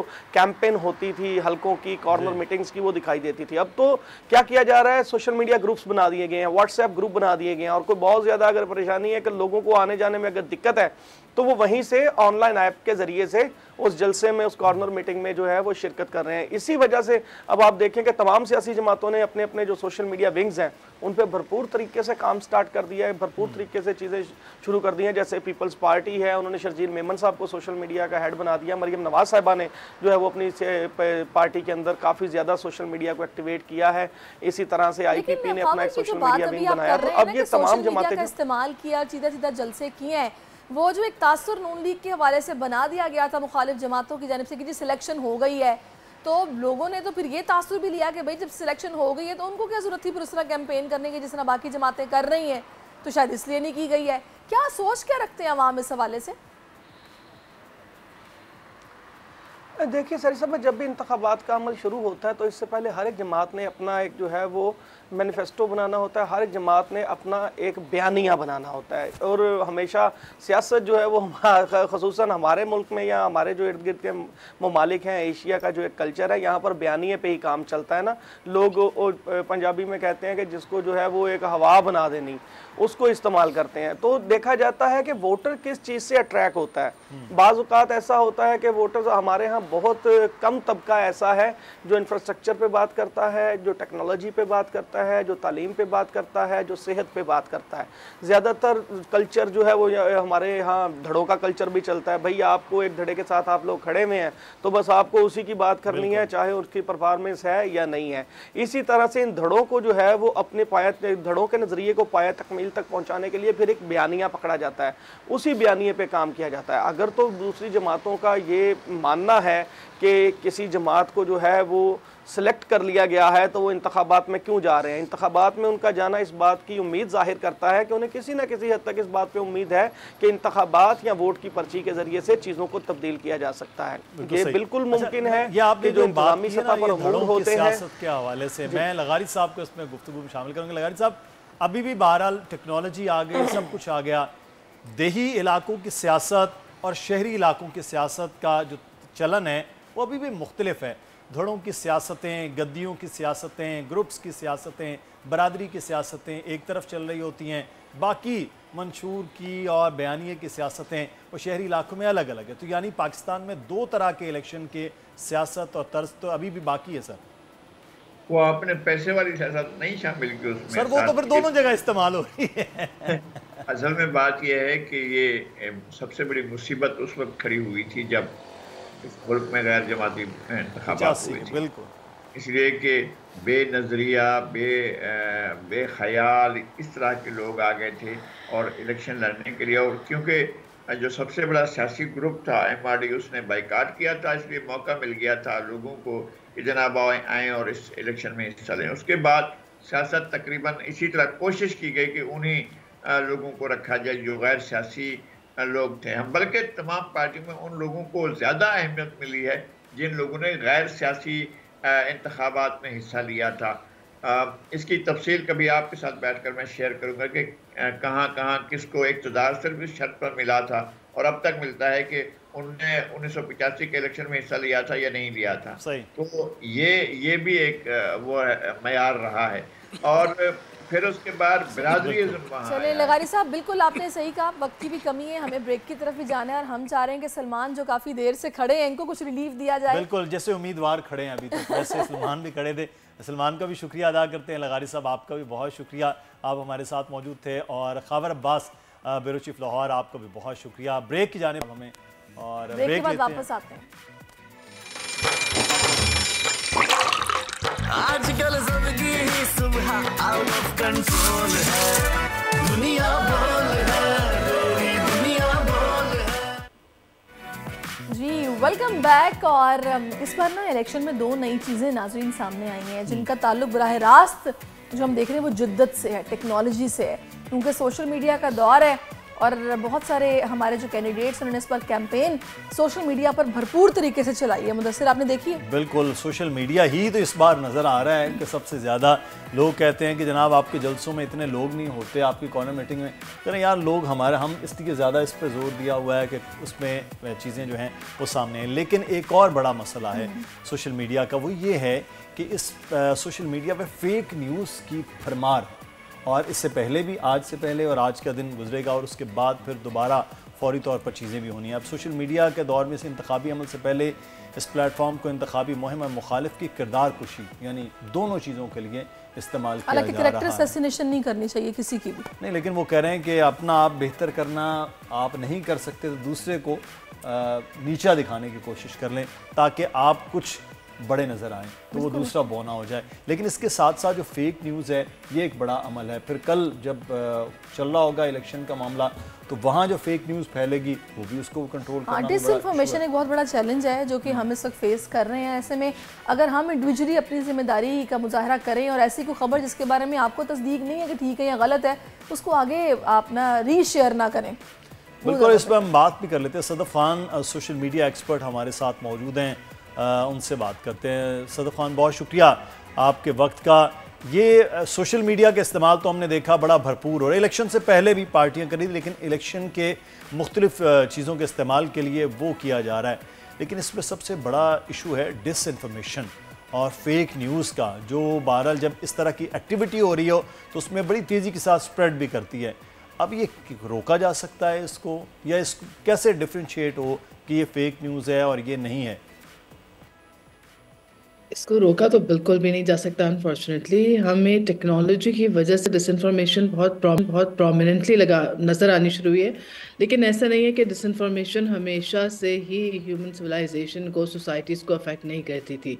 प्रोपेगेंडा पहले किया जाता था स्टेट्स की जानिब से, दूसरे उदारों की जानिब से, लेकिन जो चेंज टेक्नोलॉजी की वजह से आया है वो ये है कि ये डिसइंफॉर्मेशन फैलाना बहुत सस्ता और बहुत आसान हो गया। यानी आपको पहले प्रोपेगेंडा मुहिमात पे जितनी मेहनत करनी पड़ती थी उससे में भी 10% मेहनत में भी आपको उससे ज़्यादा व्यूअरशिप मिल जाती है। इस वजह से जो हमारे व्यूअर्स हैं और जो इंफॉर्मेशन कंज्यूमर्स हैं, जो हमारे सिटीजन्स हैं, वोटर्स हैं, उनकी ज़िम्मेदारी इंफॉर्मेशन की कंजम्पशन को लेके बहुत इंक्रीज़ हो जाती है। क्योंकि एक वो ज़माना था कि जहां आप मेन स्ट्रीम मीडिया, एडिटर्स या पॉलिटिकल पार्टीज़ या ऑफिशियल सोर्सेज के ज़रिए किसी हद तक ऑथेंटिक इंफॉर्मेशन की कंजम्पशन करते थे।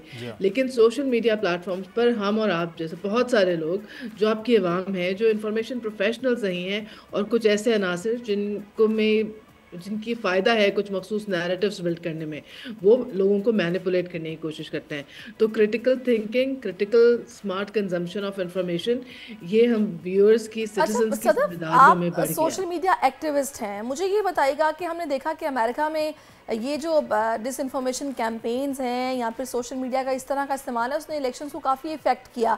अभी कल हमारे यहाँ भी इलेक्शंस होने जा रहे हैं, तो आप इसका इम्पैक्ट क्या देख रही हैं हमारे यहाँ इलेक्शंस पे?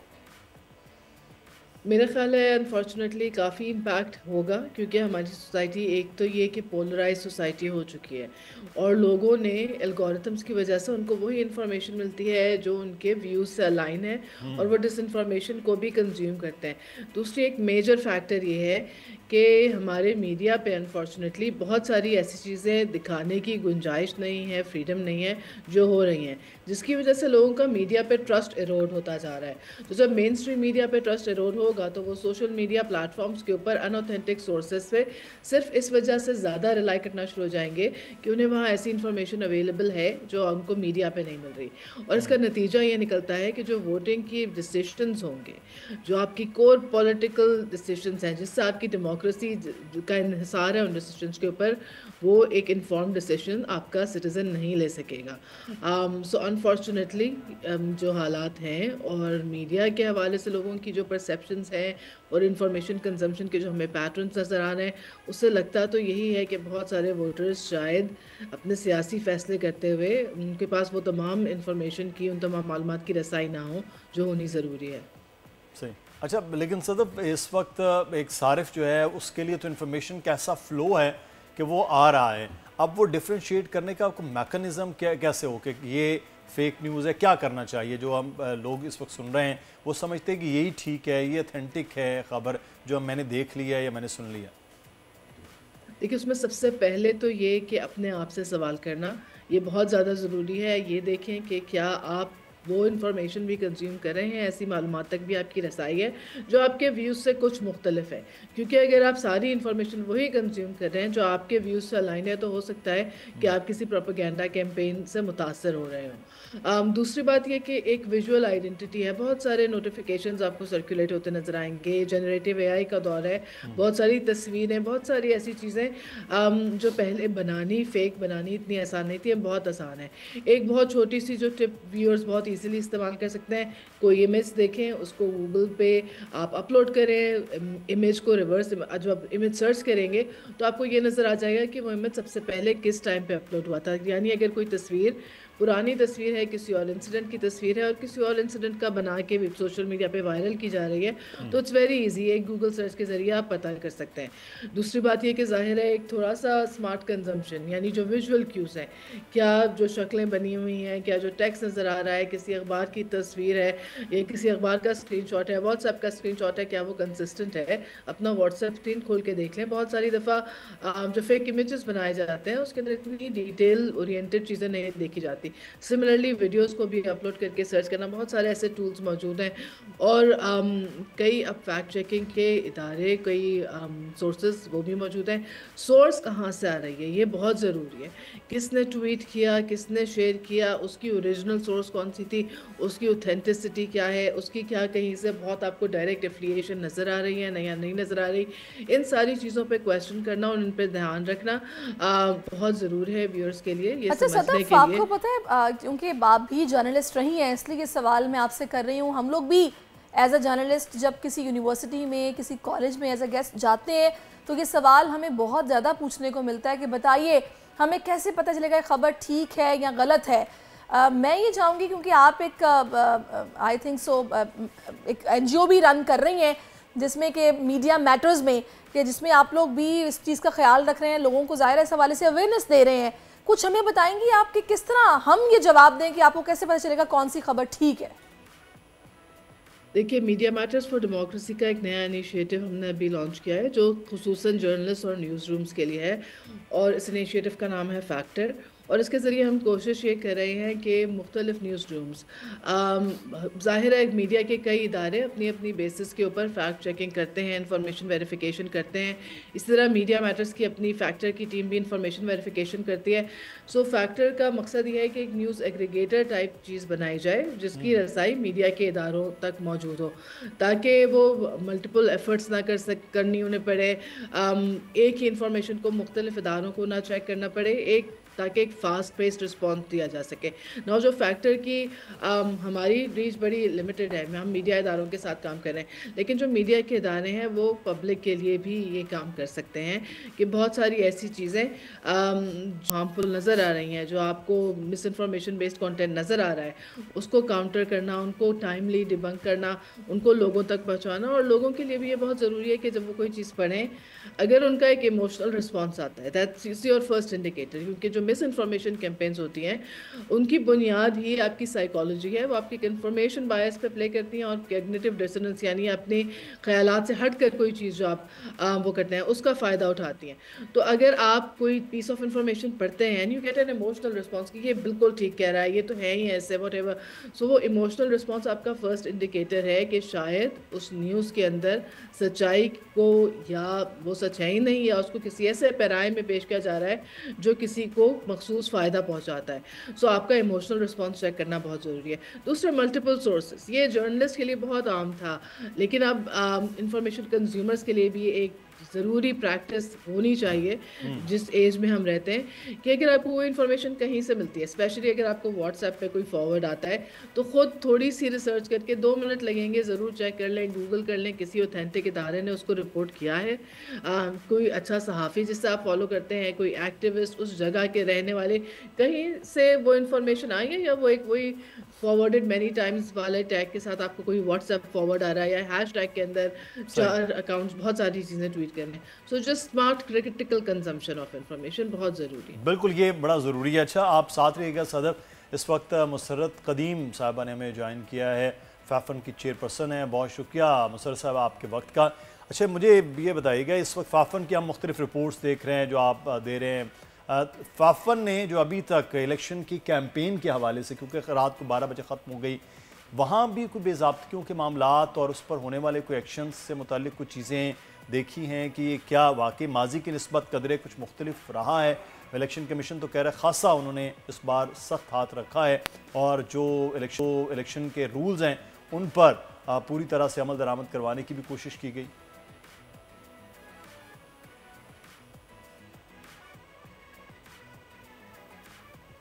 जी मुसर्रत साहब, आप सुन सकती हैं हमें? नहीं, वो बीच में से कट गया था, मुझे सिर्फ एक आवाज आई है। मुसर्रत साहिबा, सवाल आपसे मुदस्सिर का था कि इस दफ़ा कितना मुख्तलिफ देखा आपने माहौल को कैंपेन के, क्योंकि इलेक्शन कमीशन की तरफ से ये मौक़िफ़ अपनाया गया है कि हमने काफ़ी सख्ती की अपने रूल्स पर अमल दरामद करवाने के लिए।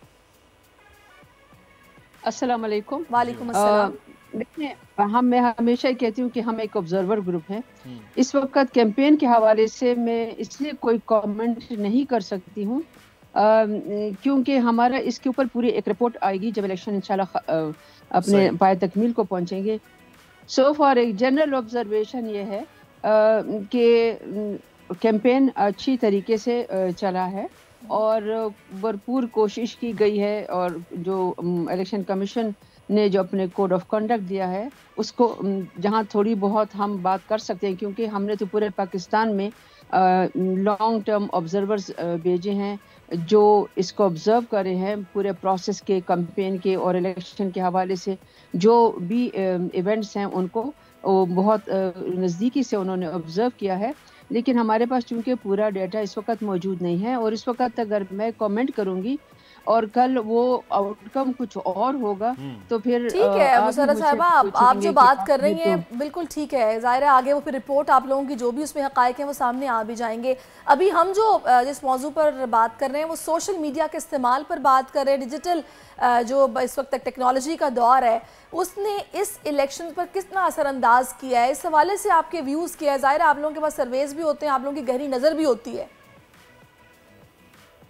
एक्चुअली जी हम इसी के ऊपर मेरा ख्याल है कि ये फ्लैग कर चुके हैं कि चूंकि हमारा सोशल मीडिया जो है वो मिस इन्फॉर्मेशन, डिसइन्फॉर्मेशन या इन्फॉर्मेशन को मतलब इस वक्त जो स्प्रेड हो रहा है वो हमारा कंसर्न होना चाहिए।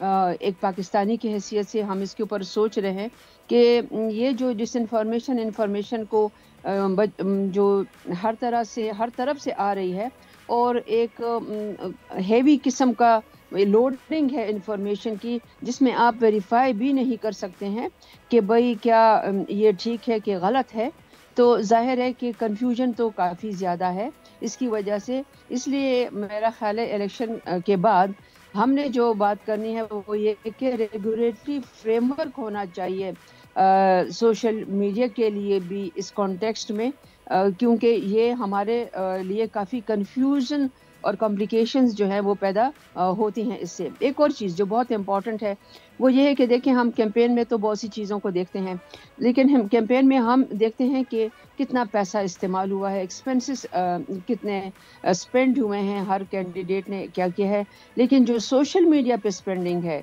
जो सोशल मीडिया का सोर्स ऑफ फंडिंग है, वो कहीं से भी जो है हमारे पास उसके लिए कोई रेगुलेशन नहीं है, कोई फ्रेमवर्क नहीं है रेगुलेटरी। तो मेरा ख्याल है कि आइंदा के लिए इलेक्शन कमीशन ऑफ पाकिस्तान जो है इसके ऊपर भी गौर करे कि इसके लिए भी कोई फ्रेमवर्क बनाए ताकि जब हम एक्सपेंसेस की बात करें तो इसको भी बीच में शामिल किया जाए। अच्छा, एक चीज़ मैं आपसे मुसर्रत साहबा ये जानना चाहिए, एक तरफ तो लिमिटेशन है कौमी और सूबाई असम्बली के उम्मीदवार कि वो कितना खर्च कर सकते हैं, कितना स्पेंड कर सकते हैं। दूसरा हम ये देखते हैं बड़े बड़े अखबारात में फुल पेज इश्तहारात पार्टीज़ की जानिब से आ रहे हैं, टेलीविज़न पर आ रहे हैं, सोशल मीडिया पे हैं, दीगर मीडिया के सोर्सेज पे चल रहे हैं। तो क्या ये पार्टियों के लिए भी कोई लिमिट है या सिर्फ उम्मीदवारों की हद तक की लिमिट है कि वो इतने लाख खर्च कर सकते हैं, इससे ज़ायद नहीं? तो पार्टियां चाहे वो अरबों रुपया लगा लें उन पर कोई कदगन नहीं होती। देखिए वो पार्टी एक उम्मीदवार ही के लिए तो सब कुछ करिए। जिस अखबारों के इश्तिहार की तरफ आपने इशारा किया, कल इसके ऊपर बड़ा अच्छा जो है एक प्रोग्राम हुआ है और मैं उसमें शामिल थी। तो बात यह है कि जो एक्सपेंसेस हैं वो पार्टीज़ के लिए सोर्स ऑफ फंडिंग बताना और फिर जो इंडिविजुअल का फंड है उसके ऊपर तो बिल्कुल कदगन लगी हुई है, एक लिमिटेशन है। तो नेचुरली ये तो फिर इलेक्शन कमीशन ऑफ पाकिस्तान देखेगा कि किसने कितना स्पेंड किया है। जब ये अपने गोशवारे दाखिल करेंगे, जब ये इलेक्शन ख़त्म हो जाएगा, तो नेचुरली फिर आगे जो रोल शुरू होता है वो इलेक्शन कमीशन ऑफ पाकिस्तान का है कि किस तरह से जो उनके उसूल हैं, जो उन्होंने लिमिटेशन रखी हुई है, उससे अगर कोई पार करता है तो उसके लिए क्या मतलब आउटकम उसका क्या हो, या उसके कॉन्सिक्वेंसेस उसको किस तरह फेस करने चाहिए।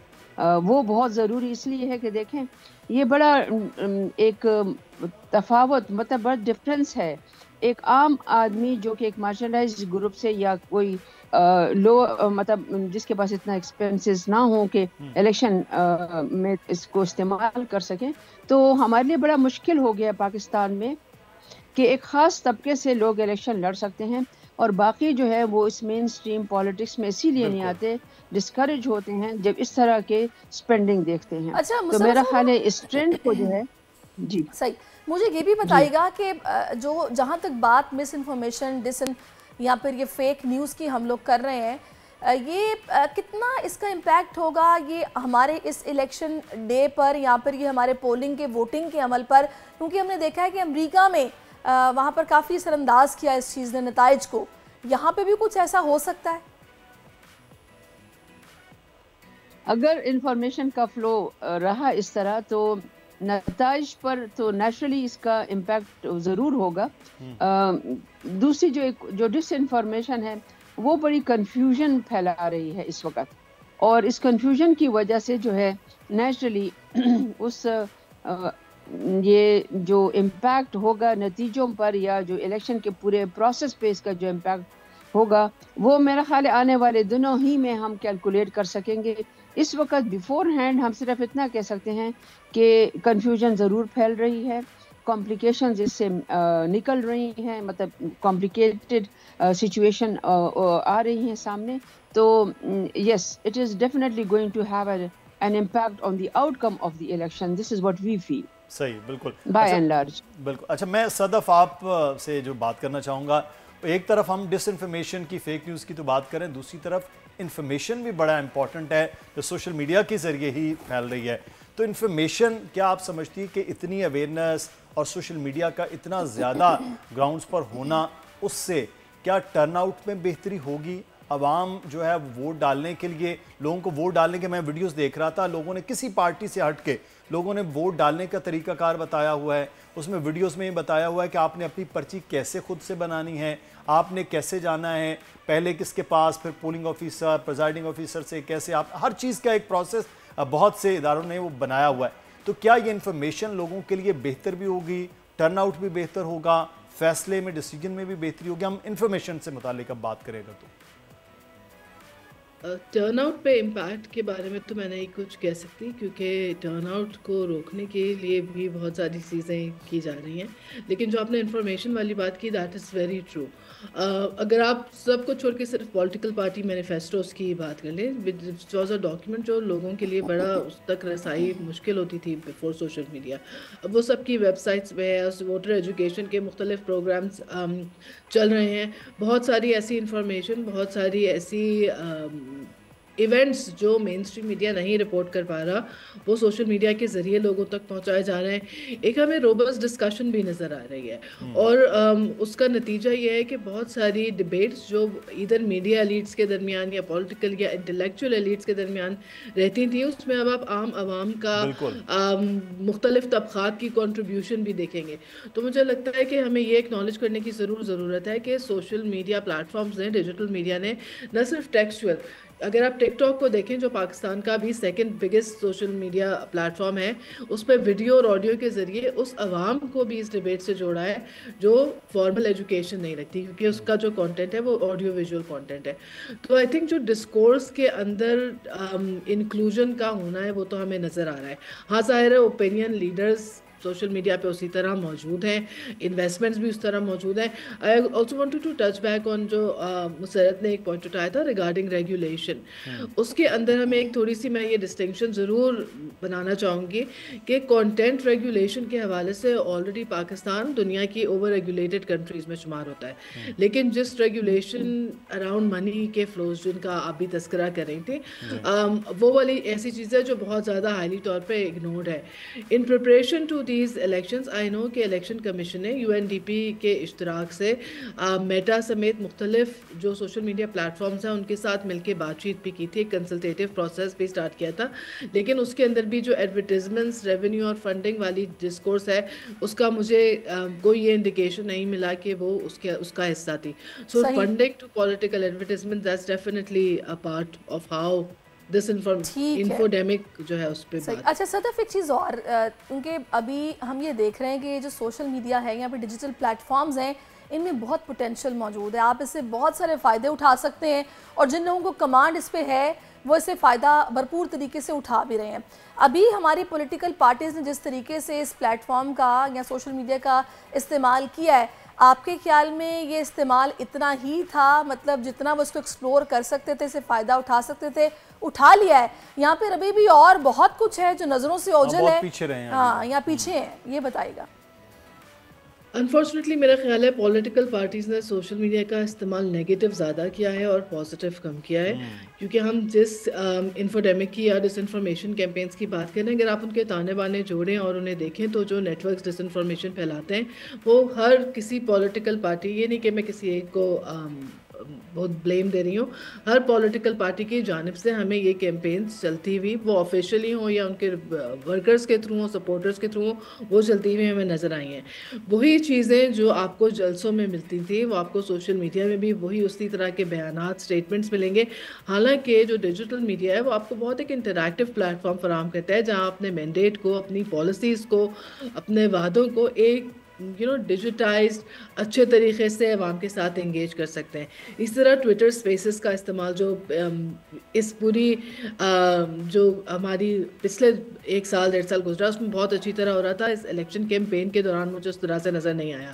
एक चीज़ जो I think political parties miss कर रही हैं ऑनलाइन भी, वो सिर्फ अपने सपोर्टर्स से एंगेज करना पसंद करती हैं, यानी हमारी पार्टीज़ में अभी भी वो स्विंग वोट और एक्चुअली पूरी आवाम से एंगेज करने का कॉन्सेप्ट मौजूद नहीं है, विच इज़ सो अनफॉर्चुनेट, क्योंकि सोशल मीडिया के ऊपर आपके पास रसाई है, किसी ने आपके जलसे में नहीं आना, दे आर देयर। सो इस पोटेंशियल को आई थिंक पार्टीज मिस कर रही हैं एंगेज करने के लिए। अच्छा, मैं मुसर्रत साहब आपसे एक चीज़ यहाँ जानना चाहूँगा, मीडिया के लिए, इदारों के लिए, लोगों के लिए, इंतखाबात लड़ने वालों के लिए ज़ाब्ता अखलाक है, लेकिन अब इलेक्शन कमीशन आप समझते सोशल मीडिया के लिए भी कोई ज़ाब्ता अखलाक क्या तयन कर सकता है? उसके पास कैपेसिटी है कि सोशल मीडिया के लिए ज़ाब्ता अखलाक तय हो पाए? मैं तो इसकी एक्सपर्ट नहीं हूँ, मुझे लगता है सदफ जो है शी इज क्वाइट लाइक, मैं इलेक्शन कमीशन की बात कर रहा हूँ कि इलेक्शन कमीशन कर सकता है। मैं आपको इलेक्शन कमीशन के हवाले ही से बताती हूँ कि देखें, अगर हम अपने इलेक्शन कमीशन को देखें तो उन्होंने अपनी बड़ी कैपेसिटी बिल्ड की है over a period of time, और इस वक्त हम कह सकते हैं कि जो उन्होंने सिस्टम इंट्रोड्यूस किए हैं वो भी बहुत अच्छे सिस्टम्स हैं, जैसे उनका वो जो इलेक्शन मैनेजमेंट सिस्टम है। इसके अलावा भी जो है उन्होंने जो भी स्टेप्स उठाए हैं कुछ सालों के दौरान जो हैं वो बड़े बेहतरीन हैं। तो आई एम श्योर ये एक एवोल्यूशनरी प्रोसेस होता है, क्योंकि सोशल मीडिया जो है एक नया कॉन्सेप्ट है और इसको इस तरह से इलेक्शन कमीशन जो है उसको भी देखना चाहिए कि नए हालात के मुताबिक जो है उन्होंने इसको किस तरह रेगुलेट करना है। इसलिए मैंने बात की कि एक्सपेंसेस की रेगुलेशन कि जो सोशल मीडिया पे स्पेंडिंग होती है, और इसी तरह से कंटेंट की बात सदफ ने की, बिल्कुल मैं एग्री करती हूँ कि हम जो हैं ओवर रेगुलेटेड हैं when it comes to contents. और मैंने देखा है कि बहुत से लोगों के व्हाट्सएप नंबर भी बंद हुए हैं इसके हवाले से, लेकिन ओवरऑल जो है हमें इसको डेफिनेटली इलेक्शन कमीशन, बिल्कुल डेफिनेटली इलेक्शन कमीशन को इस मामले को भी देखना होगा, ताकि जाहिर है हम क्यों चाहेंगे कि इस तरह का कोई इम्पैक्ट जो कि आम लोगों की राय है या फिर फेक न्यूज़ पर मबनी है वो इलेक्शन को मुतासर करे। बहुत शुक्रिया सदफ साहिबा आपका भी, मुसरत साहिबा आपका भी बहुत शुक्रिया। अभी एक ब्रेक लेना है, ब्रेक के बाद वापस आते हैं।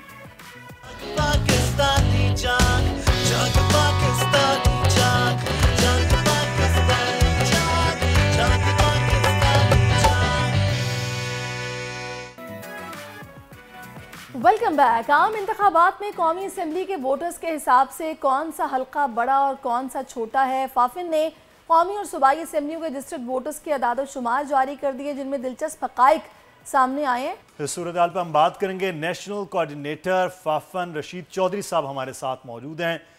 रशीद चौधरी साहब, बहुत शुक्रिया आपके वक्त का। ये हल्का बंदियाँ जब होती हैं तो इसमें तो आबादी का तनासब नहीं देखा जाता कि चले 4 लाख 3 लाख के बीच में कोई हल्का बन रहा हो। हाफिजाबाद में 8 लाख प्लस का हल्का है, कराची में 1.5 लाख का NA का हल्का है। ये इस तरह से फ़र्क क्यों होता है और ये कैसे बनाए गए फिर हल्के? जी थैंक यू जी। हल्का बंदी तो जाहिर है आबादी की बुनियाद पर होती है। उसमें इक्वालिटी का जो प्रिंसिपल है वो मद्देनज़र रखना चाहिए, जो बहुत सारे हल्कों में मद्देनज़र नहीं रखा जा सका, क्योंकि इलेक्शन कमीशन ने डिस्ट्रिक्ट की पॉपुलेशन को इक्वली डिस्ट्रीब्यूट करने की कोशिश की। लेकिन ये जो फ़र्क है आबादी का और वोटर का, इसकी दीगर वजूहात भी हैं। मसलन कराची में पॉपुलेशन जो है वो हो सकता है बहुत ज़्यादा हो, लेकिन वहाँ पे वोटिंग पॉपुलेशन कम हो सकती है, क्योंकि वहाँ के जो रहने वाले लोग हैं हो सकता है कि उनका जो सब इसी हल्के की अगर बात की जाए तो इसमें तकरीबन कुछ 10 लाख के करीब आबादी है। मैं ये फिगर से अब हम देख रहे थे तो ये बड़ा हैरानकुन था। और दूसरी जाने वोट है वो तकरीबन 1.5 लाख है। तो जी मैं वही अर्ज कर रहा हूँ कि जो बड़े शहर हैं वहाँ पे इस तरह की बहुत बेतहाशा आबादी मौजूद है, बेशुमार लोग मौजूद हैं जिनके वोट्स जो हैं वो उनके परमानेंट एड्रेसेस पे रजिस्टर्ड हैं। वो वहाँ पे वोट डालना चाहते हैं या उन्होंने वहाँ पे वोट रजिस्टर करवाए हैं या वहाँ पे वोट रजिस्टर हो चुके हैं और उन्होंने अभी तक मुंतकिल नहीं करवाए। तो इस तरह की जो कराची में, इस्लामाबाद में और लाहौर में ये बहुत प्रॉब्लम तो नहीं आप कह सकते, ये फिनोमिनन मौजूद है कि जहाँ पे वोटर जो हैं वो कहीं और हैं लेकिन वो वहाँ पे रहे हैं। इस वजह से वहाँ पे जो वोटिंग पॉपुलेशन है वो एक्चुअल पॉपुलेशन से बहुत कम रिफ्लेक्ट होती है। तो इस वजह से जो बड़े शहर हैं उसमें ये मसला मौजूद है। इसमें मैं चाहूँगी रशीद साहब, इसमें जो मैकेनिज्म है, ज़ाहिर अगर इलेक्शन अभी हो रहा है और कल इलेक्शन है, जहाँ पर मैं मौजूद हूँ, जो मेरा टेम्परेरी एड्रेस है, अगर वोट वहाँ पर बने तो ज़्यादा बेहतर नहीं है, बजाय इसके कि आपके परमानेंट एड्रेस पे हो जो आप कब का छोड़ चुके हो, ना वहाँ वोट डालने जा सकें और फ़ायदा भी नहीं है फिर तो उसका? नहीं, कानून में तो ये गुंजाइश दी गई है, कानून में गुंजाइश भी है और इलेक्शन कमीशन ने इसके लिए काफ़ी एफर्ट भी की थी। एक डिस्प्ले पीरियड किया था, लोगों के पास गए थे, वेरिफिकेशन की थी। लेकिन ये लोगों को दरखास्त दे के चेंज करवाना पड़ता है। अगर उनका परमानेंट एड्रेस पे है वोटर रजिस्टर्ड पहले, तो वो फिर मुंतकिल करवाने के लिए उन्हें आर्जी एड्रेस पे जाना पड़ता है। अब जब NIC बनता है तो उस वक्त पूछ लेते हैं कि आप कहाँ पे बनना चाहते हैं। अब ये मसला थोड़ा कम है, लेकिन जो पहले से लोग रजिस्टर्ड हो चुके हैं और वो परमानेंट एड्रेसेस पे पहली दफ़ा उनको रजिस्टर किया गया था, उनमें से बहुत सारे लोगों ने अभी तक मुंतकिल नहीं करवाए अपने आर्जी एड्रेसेस पे। या तो ये है कि वो अपनी जो वोटर वो वहीं रहना चाहते हैं या वो वहाँ जाके वोट करना चाहते हैं, और बहुत सारी सूरतों में सिर्फ सुस्ती भी हो सकती है या हो सकता है कि उन्हें इसका इल्म ना हो सका हो कि ये कैसे चेंज किया जा सकता है। लेकिन ये मसला मौजूद है कि हमारे जो बड़े शहर हैं वहाँ पे वोटिंग पॉपुलेशन जो एक्चुअल पॉपुलेशन से कम रहती है। और इसी फॉर एग्जांपल इस्लामाबाद में भी सिर्फ 11 लाख के करीब वोटर्स हैं, हालांकि 30 लाख के करीब आबादी है। तो ये मसला लाहौर, इस्लामाबाद, कराची और इस तरह के जो दीगर बड़े शहर हैं वहाँ पे मौजूद है। सही। अभी जो मिसाल हमने अभी रिपोर्ट में, आप ही की रिपोर्ट है जिसको हमने दिखाया कि हाफिजाबाद में 8 लाख, अब वो तो छोटा शहर है वहाँ पर, और बल्कि डिस्ट्रिक्ट में भी वहाँ ये सूरत हाल है कि बहुत कम सीट्स रखी गई। हाफिजाबाद डिस्ट्रिक्ट पंजाब का ऐसा है। क्या वजह है कि 8 लाख जितना वहाँ तो 2 हल्के बनाए जा सकते थे, तो वहाँ ये क्यों नहीं 2 हल्के बने? अच्छा, उसमें जो हमने ये इससे पहले भी हमने ये बात की थी कि ये इलेक्शन कमीशन जब डिस्ट्रिक्ट की बाउंड्री को बहुत ज़्यादा एहतराम के रिस्पेक्ट करने के चक्कर में पड़ते हैं, जब हमारे डिलिमिटेशन कमेटीज, उस वक्त ये सूरत हाल सामने आती है। लेकिन हाफिजाबाद और गुजरांवाला का बड़ा पेक्यूलियर केस था, लेकिन वो जो जब एडजस्टमेंट हुई है दोबारा, जब ऑब्जेक्शंस हुए हैं, तो वो ठीक कर दिया गया था। अब फॉर्मूला ये है कि आप उस आबादी को जो उस सूबे का कोटा निकलता है 9,50,000 या 8,50,000 का, उस पर डिवाइड करते हैं। अगर वो 1.52 आता है तो उनको 2 सीट्स मिलती हैं, अगर 1.49 आता है तो उनको 1 सीट मिलती है। अच्छा। तो इस तरह की जब सिचुएशन होती है ना कि कोई डिस्ट्रिक्ट 1.49 पे रह गया हो, तो 1.49 पे तो उनके पास फिर 1 ही सीट आएगी। अगर 1.52 हो गया तो 2 सीट्स आएंगी। तो अगर 1.49 वाला कोई डिस्ट्रिक्ट हो तो वहां पे फिर जाहिर है पॉपुलेशन भी ज्यादा होगी और वोटिंग पॉपुलेशन भी ज्यादा होगी, क्योंकि वहां पे कोई इस तरह की बड़ी अर्बन सेटलमेंट भी नहीं है जहां पे वो फिनोमिनन मौजूद हो जो हम इससे पहले बात कर रहे थे। अच्छा। तो ये इस वजह से वहां पे आ जाता है। लेकिन मसला ये है कि ये सारा जो प्रॉब्लम है उसकी वजह से जो उसूल है इक्वालिटी का, यकसानियत का, हर वोट की ताकत एक होनी चाहिए। ये नहीं होना चाहिए कि 3 लोग मिलके एक वोट के बराबर हों कहीं किसी दूसरे हल्के के, 3 वोट एक हल्के के किसी दूसरे हल्के के 46,000 में से जिस बंदे ने 22,000 भी वोट ले लिए वो भी एमपीए बन जाएगा। यहाँ तो एक हल्का वैसा भी है। हाँ जी, वो खासकर ये सिंध, बलूचिस्तान और केपी में जो प्रोविंशियल असेंबली के जो लोएस्ट हल्के हैं उनमें खासी कम तादाद है वोटर्स की। वहाँ पे तो चंद हजार लेने वाले भी जीत सकते हैं। लेकिन अच्छा, जो उसूल है इसमें हम ये देख रहे हैं कि इन पिछले 5 सालों में तकरीबन 2.5 करोड़ रजिस्टर्ड वोटर्स की तादाद बढ़ी भी है। तो आप इसमें फाफिन ने क्या ऑब्जर्वेशन है आप लोगों की, खवातीन वोटर्स ने क्या खुद को रजिस्टर्ड करवाया या उनका रुझान क्या रहा है इलेक्शन की तरफ? जी सॉरी, अपना सवाल दोहराइएगा, बीच में कोई आवाज आ गई थी आपकी। 5 साल ये जो पिछले हैं इनमें तकरीबन 2.5 करोड़ रजिस्टर्ड वोटर्स की तादाद बढ़ी है। तो खवातीन का क्या रुझान रहा है इलेक्शन को लेकर? क्या उन्होंने भी अपने वोट रजिस्टर कराए बड़ी तादाद में? अच्छा, ये बहुत मजेदार इस वक्त बात है कि जो 2018 से 2023 तक जो लोग टोटल 2 करोड़ 20 लाख लोग वोटर रजिस्टर हुए हैं, उसमें ज्यादा तादाद खवातीन की रजिस्टर्ड हुई है। ये पहली दफा हुआ है कि जो वोटर रजिस्ट्रेशन में खवातीन ने मर्दों को पीछे छोड़ दिया है। और उसकी वजह इलेक्शन कमीशन, नादरा और सिविल सोसाइटी की एक कैंपेन है जो वो 2017 से मुसलसल कर रहे हैं कि जो हमारी इंतखाबी फहरिस्तों में जो सिनफी फ़र्क है उसको कम से कम किया जा सके। इसी वजह से हमारा जो सिनफी फ़र्क है वो 2017 में 1 करोड़ 40 लाख के करीब था, लेकिन अब वो कम होके 1 करोड़ के करीब रह गया है, 99 लाख। और अगर परसेंटेज में देखें तो वो 12.4% था और अब 7.7% है।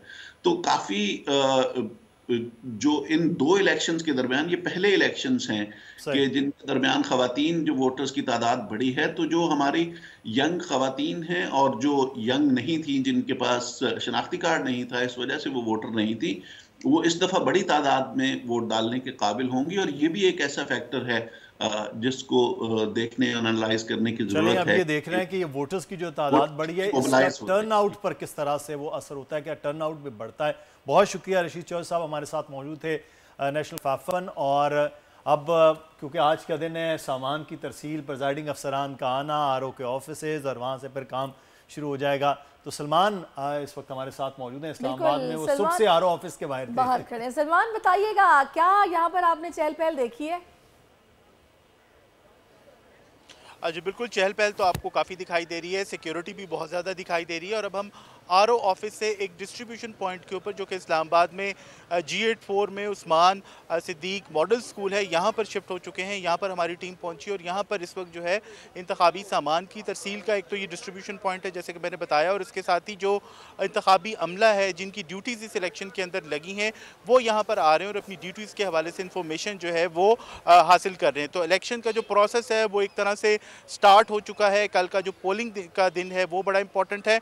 इस्लामाबाद में जैसे कि हमने पहले भी बात की कि 10,83,000 के करीब रजिस्टर्ड वोटर्स हैं इस्लामाबाद के अंदर। 3 हल्के हैं, NA46, NA47 और NA48। NA46 की अगर हम बात करें तो यहाँ पर रजिस्टर्ड वोटों की तादाद कमोबेश 3 लाख के करीब जो है वो रजिस्टर्ड है। इसके अलावा NA46 के बाद NA47 और NA48 है। जहाँ आप हमें तरसील के हवाले से बता रहे हैं कि इस वक्त आरओ ऑफिस के बाहर अब जो इंतखाबी मवाद की तरसील है उसका काम शुरू है। तो अब इरफान कामिल साहब इस वक्त हमें ज्वाइन कर चुके हैं। इरफान साहब बहुत शुक्रिया आपके वक्त का। इरफान साहब, आपने कहा था कि इलेक्शन थोड़े से आगे हो जाएंगे, लेकिन ऐसा नहीं हुआ। कल इंशाल्लाह इलेक्शन होने जा रहा है जिसकी आपको भी ढेर सारी मुबारकबाद।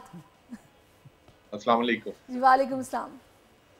जी सैरिश, बिल्कुल ठीक कहा आपने हमारी तो एक प्रिडिक्शन थी, और अल्लाह करे कि यह खैर आफियत के साथ हो जाए बस इलेक्शन। और नो डाउट कि हमें बस डिफिकल्ट जो चीज़ लग रही है वो लगती है, तो वो बताते भी हैं उसी लिहाज से कि हमें ये चीज़ें इस दिन डिफिकल्ट लग रही हैं। तो अभी क्या डिफिकल्ट लग रहा है कल का दिन और परसों का दिन? कल का दिन डिफिकल्ट है मुदस्सिर भाई, क्योंकि कल मैं आपको बताऊं कि कल की तो मैं हमेशा से डेट को फोकस कर रहा हूँ, और ये जो डेट है कल actually the combination of 8 and 9 है। 8 एंड 9 का जो कॉम्बिनेशन है, जब हम आप अगर दिन डेट की बात करते हैं तो 8 है, जब आप कंप्लीट डेट को प्लस करेंगे तो it will be some is 9। तो ये 8 और 9 का जब कॉम्बिनेशन आता है ना, ये बड़ा डिफिकल्ट होता है। 9 हमेशा शो करता है हमारे इदारों को, हमारे आर्मी, हमारी पुलिस, हमारे जितने जुडिशनरी है उसको शो करता है। और 8 जो है, ये 8 जरा डिफिकल्ट है 9 के साथ, क्लैशेस जरा से शो हो जाते हैं और थोड़ा बदनज़मी शो होती है, तो इस वजह से कल का दिन थोड़ा डिफिकल्ट है। दूसरी जानिब कल का दिन इस लिहाज से थोड़ा मुक़द्दस भी है कि आज शब महराज और कल यौम महराज वाला दिन जो है वो भी है, तो एक खास रात रो दुआ भी करें इस मुल्क के लिए। तो दुआ करें कि उन्हीं नियतों के साथ काम करें, जिस नियत के साथ ये दिन आता है ना, जी इस नियत के साथ सब लोग काम करें, तो फिर तो इस मुल्क के अंदर खुशहाली है। अच्छा, वैसे इरफान साहब, जितने भी हमारे बड़ी पॉलिटिकल पार्टीज के लीडर्स हैं, अगर आप उनके लिहाज से देखें तो कल का दिन किसके हक में ज्यादा बेहतर जा रहा है डेट के एतबार से? कल का दिन अगर वैसे आप देखें तो हम, क्योंकि एक्चुअली क्या पूरी पार्टी की जो भी आएगा वो पूरी पार्टी के साथ उसे नॉमिनेट करना। हाँ, इंडिपेंडेंट अगर आप सीट्स की बात करते हैं तो बिलावल साहब के लिए कल का दिन बहुत अच्छा है। अच्छा। उनकी अपनी सीट के लिए बहुत, क्योंकि मैंने बताया ना कि he is also number 9 personality, और कल का दिन मैं वैसे ही आपको कह रहा हूँ कि 9 रूल करता हुआ नजर आएगा। कल आपको आर्मी, आपको पुलिस, या काफी ज्यादा आपको मकामात पर और उनको इम्प्लीमेंट करते हुए रूल्स को वो नजर आएंगे आपको। तो उस हिसाब से कल का दिन बिलावल साहब को बहुत सपोर्ट कर रहा है, और जैसे नून लीग के हैं ख्वाजा आसिफ साहब, उनको बहुत सपोर्ट कर रहा है कल का दिन। इसी तरीके से जो बड़ा टफ एक आएगा ना कंपटीशन, वो मैं देख रहा हूँ नवाज शरीफ साहब और यास्मीन राशिद साहिबा का जो हल्का है। अच्छा, ये बड़ा टफ कंपटीशन आएगा, बिकॉज दोनों के नामों का अदद 4 है और कल नंबर 8 है। ये सपोर्ट बहुत ही क्लोजली आके सपोर्ट करेगा हायर साइड के ऊपर, समझेंगे बहुत कम रेशियो से जो भी विनिंग होगी, और जो कि मुझे नवाज शरीफ साहब को सपोर्ट करती हुई नजर आ रही हो विनिंग। सही। और लेकिन बहुत क्लोज कंपटीशन होगा इन दोनों का, बहुत ज्यादा। हल्के तो ऐसे बहुत सारे हैं इरफान साहब जहाँ पे बड़ा टफ कंपटीशन होने जा रहा है, बड़े दिलचस्प उम्मीदवार भी है। आपने खैर स्पेसिफिकली सिर्फ इस हल्के की बात में आपने ऐसे तो बहुत सारे लोग हैं, फिर उनका हम जब देखते हैं तो उनका हल्का देखते हैं कि एनए कौन सा है या पीएस कौन सा है, फिर उसके हिसाब से उनकी पोजीशनिंग होती है कि अच्छा कौन यहाँ पे विनिंग पोजीशन पे आएगा। बट सबके लिए दुआएं हैं कि अल्लाह ताला अच्छा करे, इस मुल्क के लिए अच्छा करे। तो ये जो अदद 8 और 9 की आप बात कर रहे हैं, तो पाकिस्तान का जो अदद है उसको कल के हिसाब से वो आप कैसे देखते हैं? देखें, पाकिस्तान का अदद मैंने शुरू में भी अगर आपको याद हो, मैं हमेशा से एक ही चीज पे फोकस करता रहा हूँ, और ये भी मैं आपको बताऊं कि जो फॉर्मेशन होगी ना आपकी गवर्नमेंट की, वो फॉर्मेशन भी ऐसी ही होगी कि ये जो आपकी दोनों जो इस वक्त मुल्क की जो पार्टीज हैं यही मिलके फॉर्मेशन करेंगी गवर्नमेंट्स की, और यही आपको एक अच्छे ओहदों पे भी नजर आएंगे, जिसमें आपके नून लीग है और पीपल्स पार्टी शामिल है, कि ये लोग आपको रूल करते हुए नजर आएंगे और both together they will make a government. सही। अच्छा, मुझे बताइए पाकिस्तानियों के लिए जो कल का दिन है, आज का दिन है, वो कैसा रहने वाला है?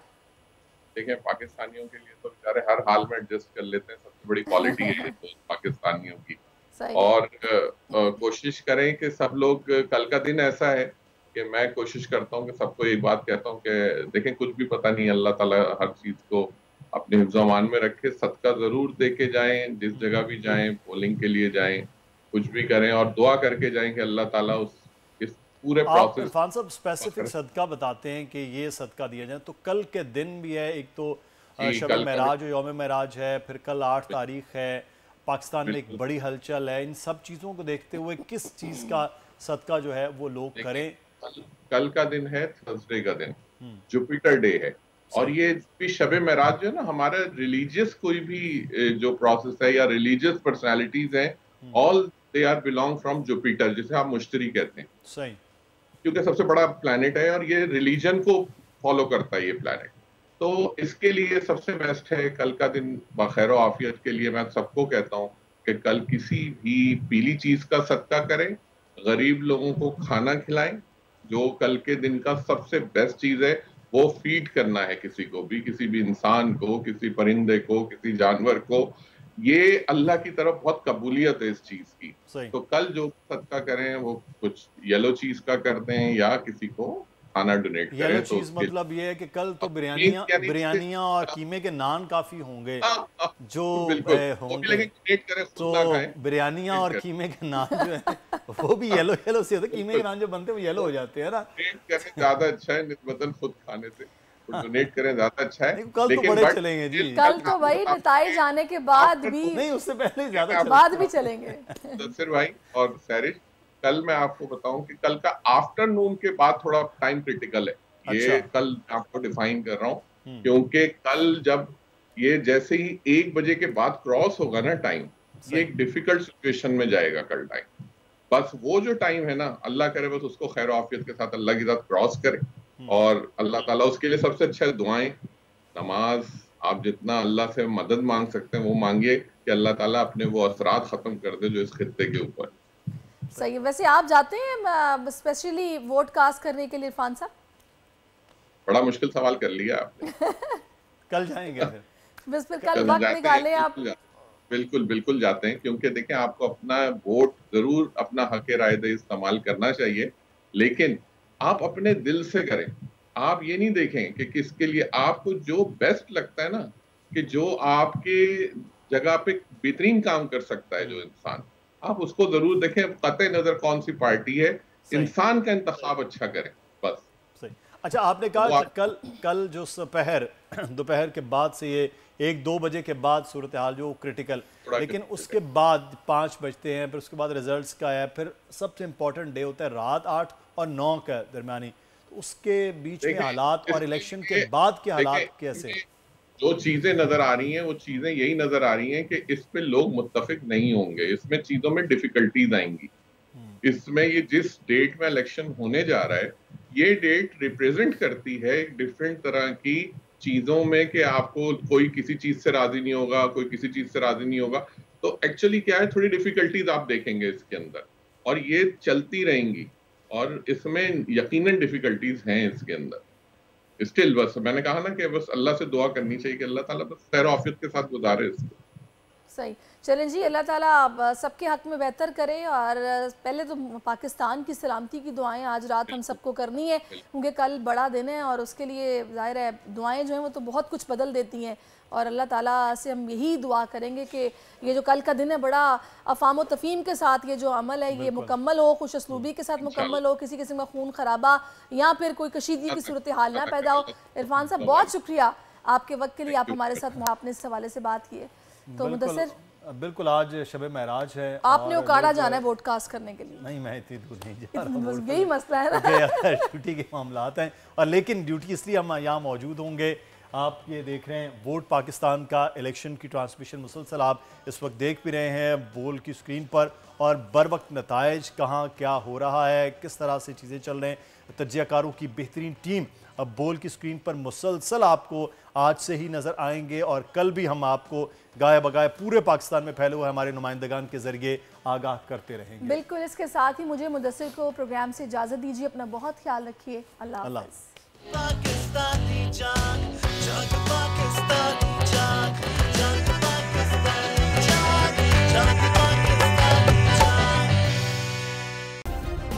सब्सक्राइब करें और बेल दबाएं ताकि कोई खबर रह न जाए।